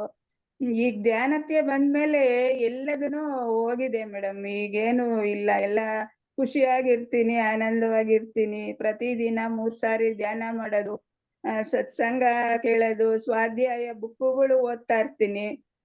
ಈ ಸತ್ಸಂಗದಿಂದ ಎಷ್ಟೋ ಬದಲಾವಣೆ ಆಗಿದೆ. ಈ ಮಂಡಲ ಧ್ಯಾನಕ್ಕೆಲ್ಲ ನಾನು ಎಲ್ಲ ಜಾಯಿನ್ ಆಗಿ ಎಲ್ಲ ಮಂಡಲ ಧ್ಯಾನ, ಒಂದು ಮಂಡಲ ಧ್ಯಾನನೂ ಬಿಡಲ್ಲ, ಎಲ್ಲ ಜಾಯಿನ್ ಆಗಿ ಅದ್ರಲ್ಲಿ ಜ್ಞಾನ ತಿಳ್ಕೊಂತಾ ಇರ್ತೀನಿ. ಅದರಿಂದ ಎಷ್ಟೋ ಬದಲಾವಣೆ ಆಗಿದೆ. ನಮ್ಮ ಅಂತರಂಗದಲ್ಲಿ ಇರುವ ಎಲ್ಲ ಈ ಅರಿಷಡ್ ವರ್ಗಗಳನ್ನ ನಾವು ನಿಯಂತ್ರಣ ಮಾಡ್ಕೊಂಡು ಬದಲಾಗಬೇಕು ಅನ್ನೋದ ಬಹಳ ಇದ್ರಲ್ಲಿ ನಾನು ತಿಳ್ಕೊಂಡಿದೀನಿ. ಅದರಿಂದ ಅದನ್ನು ಅಳವಡಿಸ್ಕೊಂಡು ಆ ತರನೇ ಇರ್ತೀನಿ ಮೇಡಮ್. ಎಲ್ಲ ನಾನು ಭಾವನೆಗಳನ್ನ ಸರಿ ಮಾಡ್ಕೊಂತಾ ಎಲ್ಲ ನನಗೆ ಅದು ಇವಾಗ ಯಾ ನೋವು ಇಲ್ಲ, ಆರೋಗ್ಯವಾಗೇ ಇದ್ದೀನಿ ಇವಾಗ. ತುಂಬಾನೇ ಯಾವಾಗ್ಲೂ ಕೈ ನೋವು, ಕೆಲ್ಸಕ್ಕೆ ಆಗ್ತಾನೆ ಇರ್ಲಿಲ್ಲ, ಬ್ಯಾಕ್ ಪೈನ್ ಬರ್ತಿತ್ತು, ಎಲ್ಲರೂ ಹೋಗಿದೆ ಮೇಡಮ್. ಧ್ಯಾನದಿಂದಲೇ ಹೋಗಿದೆ ಎಲ್ಲ. ಈಗ್ಲೂ ಕೂಡ ಪ್ರತಿ ದಿವಸನೂ ನನಗೆ ಒಂದು ದಿವಸ ಧ್ಯಾನ ಮಾಡೋದು, ಬುಕ್ಕುಗಳನ್ನು ಓದ್ತೀನಿ. ಎಲ್ಲ ಯೋಗಿ ಆತ್ಮಕಥೆಗಳು ಎಲ್ಲ ಬುಕ್ಕುಗಳನ್ನು ಓದ್ತಾ ಇರ್ತೀನಿ ಮೇಡಮ್. ಚೆನ್ನಾಗಿ ಹೇಳಿದ್ರಿ, ತುಂಬಾ ಚೆನ್ನಾಗಿತ್ತು ಮೇಡಮ್. ನಾವು ಯಾವಾಗ್ಲೂ ಅಂತರಂಗ ಶುದ್ಧಿ ಮಾಡ್ಕೋಬೇಕು, ಕೆಟ್ಟದ್ದನ್ನ ನೋಡ್ಬಾರ್ದು, ಕೇಳ್ಬಾರ್ದು, ಮಾತಾಡ್ಬಾರ್ದು ಅಂತ ಹೇಳ್ತಿರಲ್ಲ. ನಾವು ಯಾರ ಕೈಲೂ ಏನೂ ಇವಾಗ ಮೊದ್ಲು ಏನಾದ್ರೂ ಯಾರು ಬೇರೆ ವಿಷಯ ಕೇಳಿದ್ರೊಳಗಡೆ ಅದೇ ಇರೋದು. ಇವಾಗೆಲ್ಲ ಅವೆಲ್ಲ ಬಿಟ್ಬಿಟ್ಟು ಎಲ್ಲ ಧ್ಯಾನ ಜಾಸ್ತಿ, ಧ್ಯಾನ ವಿಷಯಗಳನ್ನ ಮಾತಾಡ್ತಾ ಇರ್ತೀನಿ. ಕೇಳೋದು, ಮಾಡೋದು ಅವೆಲ್ಲ ಒಳ್ಳೆ ಭಾವನೆಯಿಂದ ಇರ್ಬೇಕು ಅನ್ನೋದು ತುಂಬಾ ಚೆನ್ನಾಗಿ ಹೇಳಿದ್ರಿ ಮೇಡಮ್. Thank you madam. ತುಂಬಾ ಎಷ್ಟೋ ಈಗ ನೀವು ಬರ್ಸೋದ್ರೆಲ್ಲ ನಮ್ಗೆ ಎಷ್ಟೋ ಸಲ ಬದಲಾವಣೆ ಆಗೋಯ್ತು, ಬರೀವಾಗ್ಲೇ ಬದಲಾವಣೆ ಆಗೋಯ್ತು. ಎಲ್ಲನ ಖುಷಿಯಿಂದಲೇ ಬರೆದ್ವಿ. Thank you sir madam, thank you. ತುಂಬಾ ಚೆನ್ನಾಗಿತ್ತು. ಬದಲಾವಣೆ ಆಗ್ಬೇಕು ಅಂದ್ರೆ ಯಾವ ತರ ಅನ್ನೋದು ನೀವು ಐಡಿಯಾ ಮಾಡಿ ನಮ್ಗೆಲ್ಲ ಮಾಡೋದ್ರಲ್ಲ, ಅದಕ್ಕೆ ತುಂಬಾ thanks madam. Thank you. Navita madam, ನಿಮ್ಗೂ ಥ್ಯಾಂಕ್ ಯು ಮೇಡಮ್. ನೀವು ಕೂಡ ಚೆನ್ನಾಗಿರ್ತೀರ. Thank you madam. Thank you ma'am.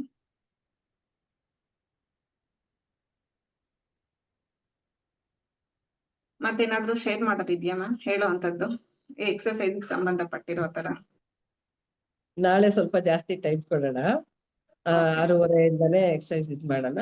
Book pen ready ಮಾಡಿ ಇಟ್ಕೊಂಡಿರ್ರಿ. ನಾಳೆ ಇನ್ನೊಂದ್ ತರ ಮಾಡಿಸ್ತೀನಿ. ಓಕೆ.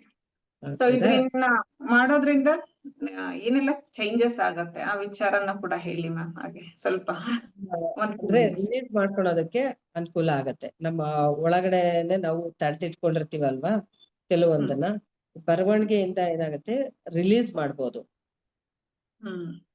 ಅದನ್ನ ಬರ್ದಾಗ ಗೊತ್ತಾಗುತ್ತೆ ನಾವು ಎಲ್ಲಿ ಸ್ಟಕ್ ಆಗಿದೀವಿ ಅಂತ ಹೇಳಿ.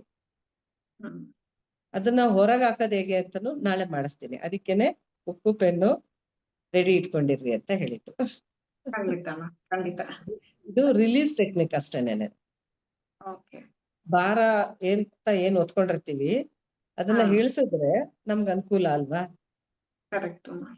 ಅನುಕೂಲನ ಮಾಡ್ಕೊಳೋ ಅಂತದ್ದು ಅಷ್ಟೇನೆ ಇರೋದು. ಹೌದು, ನಾವು ಗೊತ್ತಿಲ್ದಿರ ಹೊರ್ತಾ ಇರ್ತೀವಿ ಅದನ್ನ. ನಮ್ ಬೆನ್ನ ಹಿಂದಿನೋ ತಲೆ ಮೇಲೋ ಎಲ್ಲೋ ಇಟ್ಕೊಂಡಿರ್ತೀವಿ. ಅದನ್ನ ತೆಗ್ದಿದ ತಕ್ಷಣನೇ ನಾವ್ ಯಾವ ತರ ಫೀಲ್ ಆಗ್ತೀವಿ ಅನ್ನೋದು ತುಂಬಾ ಇಂಪಾರ್ಟೆಂಟ್ ಮ್ಯಾಟರ್ ಆಗತ್ತೆ ತುಂಬಾ ಅದು. ಅದನ್ನೇ ಒಂದು ಚಿಕ್ಕ ಎಕ್ಸರ್ಸೈಸ್ ಮಾಡ್ಸೋಣ. ಖಂಡಿತ ಮ್ಯಾಮ್, ಖಂಡಿತ. Thank you so much ma'am. Pyramid call services Bengaluru ವತಿಯಿಂದ ಝೂಮ್ ಹಾಗೂ ಯೂಟ್ಯೂಬ್ ಪ್ರೇಕ್ಷಕರ ಪರವಾಗಿ ತಮಗೆ ಹೃತ್ಪೂರ್ವಕ ಧನ್ಯವಾದ ma'am. Thank you so much. ನನ್ಗೆ ಅವಕಾಶ ಕೊಟ್ಟ ಅನಿತಾ ಮ್ಯಾಮ್ಗೂ ಹಾಗೂ ಇಡೀ PCSP ತಂಡಕ್ಕೂ ನನ್ನ ಹೃತ್ಪೂರ್ವಕ ಧನ್ಯವಾದ. ಮಾಸ್ಟರ್ಸ್ 10, 11, 12 ಬುದ್ಧ ಪೌರ್ಣಿಮೆ ಮರಿಬೇಡಿ ಯಾರುನು. ಯಾರೆಲ್ಲ ಆಗತ್ತೋ ಅವರೆಲ್ಲ ಬಂದು ಅಟೆಂಡ್ ಆಗಿ ಈ ಸಂಭ್ರಮದಲ್ಲಿ ನಾವು ಪಾಲ್ಗೊಂಡ್ರೆ ಅಲ್ಲಿನ ಎನರ್ಜೀಸ್ ನಾವು ಪಡ್ಕೊಂಡಿದೀವಿ ಅಂದ್ರೆ ಕನಿಷ್ಠ ಪಕ್ಷ 6 ತಿಂಗಳಾದ್ರೂ ನಮ್ಗ ಎನರ್ಜೀಸ್ ಇರತ್ತೆ ಮಾಸ್ಟರ್ಸ್. ಅಷ್ಟು ಸಾವಿರ ಜನಗಳ ಜೊತೆ ನಾವು ಅಲ್ಲಿ ಮೆಡಿಟೇಷನ್ 3 ಗಂಟೆಗಳ ಕಾಲ ಪ್ರತಿನಿತ್ಯ 3 ದಿನ ಇರತ್ತೆ ಮಾಸ್ಟರ್ಸ್. ಯಾವ್ದೇ ಕಾರಣಕ್ಕೂ ಮಿಸ್ ಆಗ್ಬೇಡಿ. ಅಷ್ಟೇ ಅಲ್ದಿರ ಅಲ್ಲಿ ಎಲ್ಲಾ ಮಾಸ್ಟರ್ಸ್ನು ನಾವು ಒಂದು ಕಡೆ ನೋಡ್ಬೋದು, ಒಂದು ಜಾಗದಲ್ಲಿ. ಸೊ ನಿಮ್ಗೆ ಏನೆಲ್ಲ ಡೌಟ್ಸ್ ಇರುತ್ತೆ ಡೈರೆಕ್ಟ್ ಆಗಿ ಸರ್ ಆಗ್ಲಿ ಮ್ಯಾಮ್ ಆಗ್ಲಿ ಎಲ್ರು ಇರ್ತಾರಲ್ಲ, ಅವ್ರನ್ನ ಮಾತಾಡಿ ಅವರಿಂದ ನೀವು ನಿಮ್ಮ ಅನುಕೂಲತೆಯನ್ನ ಪಡ್ಕೋಬಹುದು. ಉಳ್ಕೊಳಕ್ಕೆ ವಸತಿ ಆಗ್ಲಿ ಊಟ ಆಗ್ಲಿ ಎಲ್ಲಾನು ಅಲ್ಲಿ ಫ್ರೀ ಆಗಿರತ್ತೆ ಮಾಸ್ಟರ್ಸ್. ಸೊ ಹಾಗಾಗಿ ನಿಮ್ ಕೈಲಾಗಿರೋ ಅಷ್ಟು ಸಹಾಯ ಮಾಡಿದ್ರೆ ನಮ್ ಕರ್ಮಗಳು ಕಳ್ಕೊಳ್ಳೋದಕ್ಕೆ ಇದು ಕೂಡ ಒಂದು ದಾರಿನೇ ಮಾಸ್ಟರ್ಸ್. ನಾವೆಷ್ಟು ಹೆಚ್ಚಿಗೆ ಯಾರ ಕೈಲಿ ಏನಾಗತ್ತೋ ಅದ್ ಮಾಡ್ಬೋದು. ಕೆಲವು ಪ್ರಚಾರ ಮಾಡಕ್ಕೆ ಟೈಮ್ ಸಿಕ್ಕತ್ತೆ, ಅವ್ರು ಹೊರಗಡೆ ಹೋಗಕ್ಕಾಗತ್ತೆ, ಅವ್ರು ಪ್ರಚಾರ ಮಾಡ್ತಾರೆ. ಯಾರ ಹತ್ರ ಹೆಚ್ಚು ದುಡ್ಡು ಇರುತ್ತೋ ಅವ್ರು ಈ ತರದಕ್ಕೆಲ್ಲ ಹಂಚಿದಾರಂದ್ರೆ ಅದ್ರಿಂದ ಕೂಡ ಅವ್ರ ಕರ್ಮ ಕಳಿಯತ್ತೆ. ಒಬ್ರು ಟೀಚ್ ಮಾಡ್ತಾರೆ. ಈಗ ಅಲ್ಲಿ ಹೆಲ್ಪ್ ಮಾಡೋರು ಎಷ್ಟ್ ಜನ ಬಂದಿರ್ತಾರೆ ಮಾಸ್ಟರ್ಸ್. ಹಾಗೆ ಎಲ್ರು ಒಂದೇ ಮಾಡ್ಬೇಕು ಅಂತಿಲ್ಲ. ಒಬ್ಬೊಬ್ರು ಒಂದೊಂದಕ್ಕೆ ನಾವೇ ಚೂಸ್ ಮಾಡ್ಕೊಂಡ್ ಬಂದಿರ್ತೀವಲ್ಲ, ನಾವೇನೆಲ್ಲ ಮಾಡ್ಬೇಕು ಅಂತ ಮುಂಚೆ ಇಲ್ಲಿ ಬಂದ್ ಮರ್ತೋಗಿರ್ತೀವಿ. ಸೊ ನಮ್ಗೆ ಏನೆಲ್ಲ ಆಗತ್ತೋ ಅದನ್ನ ನಾವು ಮಾಡೋಣ. ಬಟ್ ಸಹಾಯ ಮಾಡೋದು ಕೂಡ ಅಷ್ಟು ಜನದಲ್ಲಿ ನಾವು ಪಾಲ್ದಾರರಾಗೋಣ ಮಾಸ್ಟರ್ಸ್, ಖಂಡಿತ. ಅಷ್ಟೇ ಹೇಳ್ದಿರ ನಾಳೆ ನಿಮ್ಮ ಅನುಭವಗಳನ್ನ ಮಿಸ್ ಮಾಡ್ದಿರ ಶೇರ್ ಮಾಡ್ಕೊಳ್ಳಿ ಮಾಸ್ಟರ್ಸ್. ಓಪನ್ ಅಪ್ ಆಗಿ ಈ ಮಂಡಲ ಧ್ಯಾನ ಮಾಡಿದಾಗ ನಿಮ್ಗೆ 41 ದಿನಗಳ ಕಾಲ ನಿಮ್ಮಲ್ಲಿ ಏನೆಲ್ಲ ಬದಲಾವಣೆ ಆಯ್ತು, ಮುಂಚೆ ನೀವ್ ಹೇಗಿದ್ರಿ, ಇವಾಗ ನಿಮ್ಮ ವರ್ತನೆ ಆಗ್ಲಿ ಹೇಗಾಗಿದೆ, ಕೋಪ ಕಡಿಮೆ ಆಗಿದ್ಯಾ, ಏನೋ ಒಂದ್ ಸಣ್ಣ ಚೇಂಜಸ್ ಆಗಿರತ್ತೆ. ಅದನ್ನ ನಿಮ್ಮನ್ನ ನೀವು ಗಮನಿಸ್ಕೊಂಡು ತಿಳಿಸಿ ಮಾಸ್ಟರ್ಸ್. ತಿಳಿಸೋದ್ರಿಂದ ಏನಾಗತ್ತೆ, ಬೇರೆಯವ್ರಿಗೆ ಪ್ರೇರೇಪಣೆ ಆಗತ್ತೆ. ಅವರೆಲ್ಲ ಕ್ಲಿಯರ್ ಆಗಿದ್ದಾರೆ ಅಂದ್ರೆ ನಮ್ಗೆ ಯಾಕೆ ಆಗಲ್ಲ, ನಾವು ಆಗ್ತೀವಿ ಅಂತ. ಸೊ ನೀವು ಇಂಡೈರೆಕ್ಟ್ ಫಾರ್ಮ್ ಆಗಿ ಬೇರೆಯವ್ರಿಗೂ ಕೂಡ ಪ್ರೇರೇಪಣೆ ಮಾಡಿಸ್ತಿದ್ದೀರಾ ಮಾಸ್ಟರ್ಸ್, ನೀವು ಹಂಚ್ಕೊಳ್ಳೋದ್ರಿಂದ. ಆದ್ರೆ ಹಂಚ್ಕೊಳ್ಳೋದನ್ನ ಮರಿಬೇಡಿ, ಹಂಚ್ಕೊಳ್ಳಿ ನಾಳೆ. Thank you ma'am. ಏನ್ ಮಾಡೋಣ ಮ್ಯಾಮ್ ಸೆಷನ್? ಆಯ್ತು.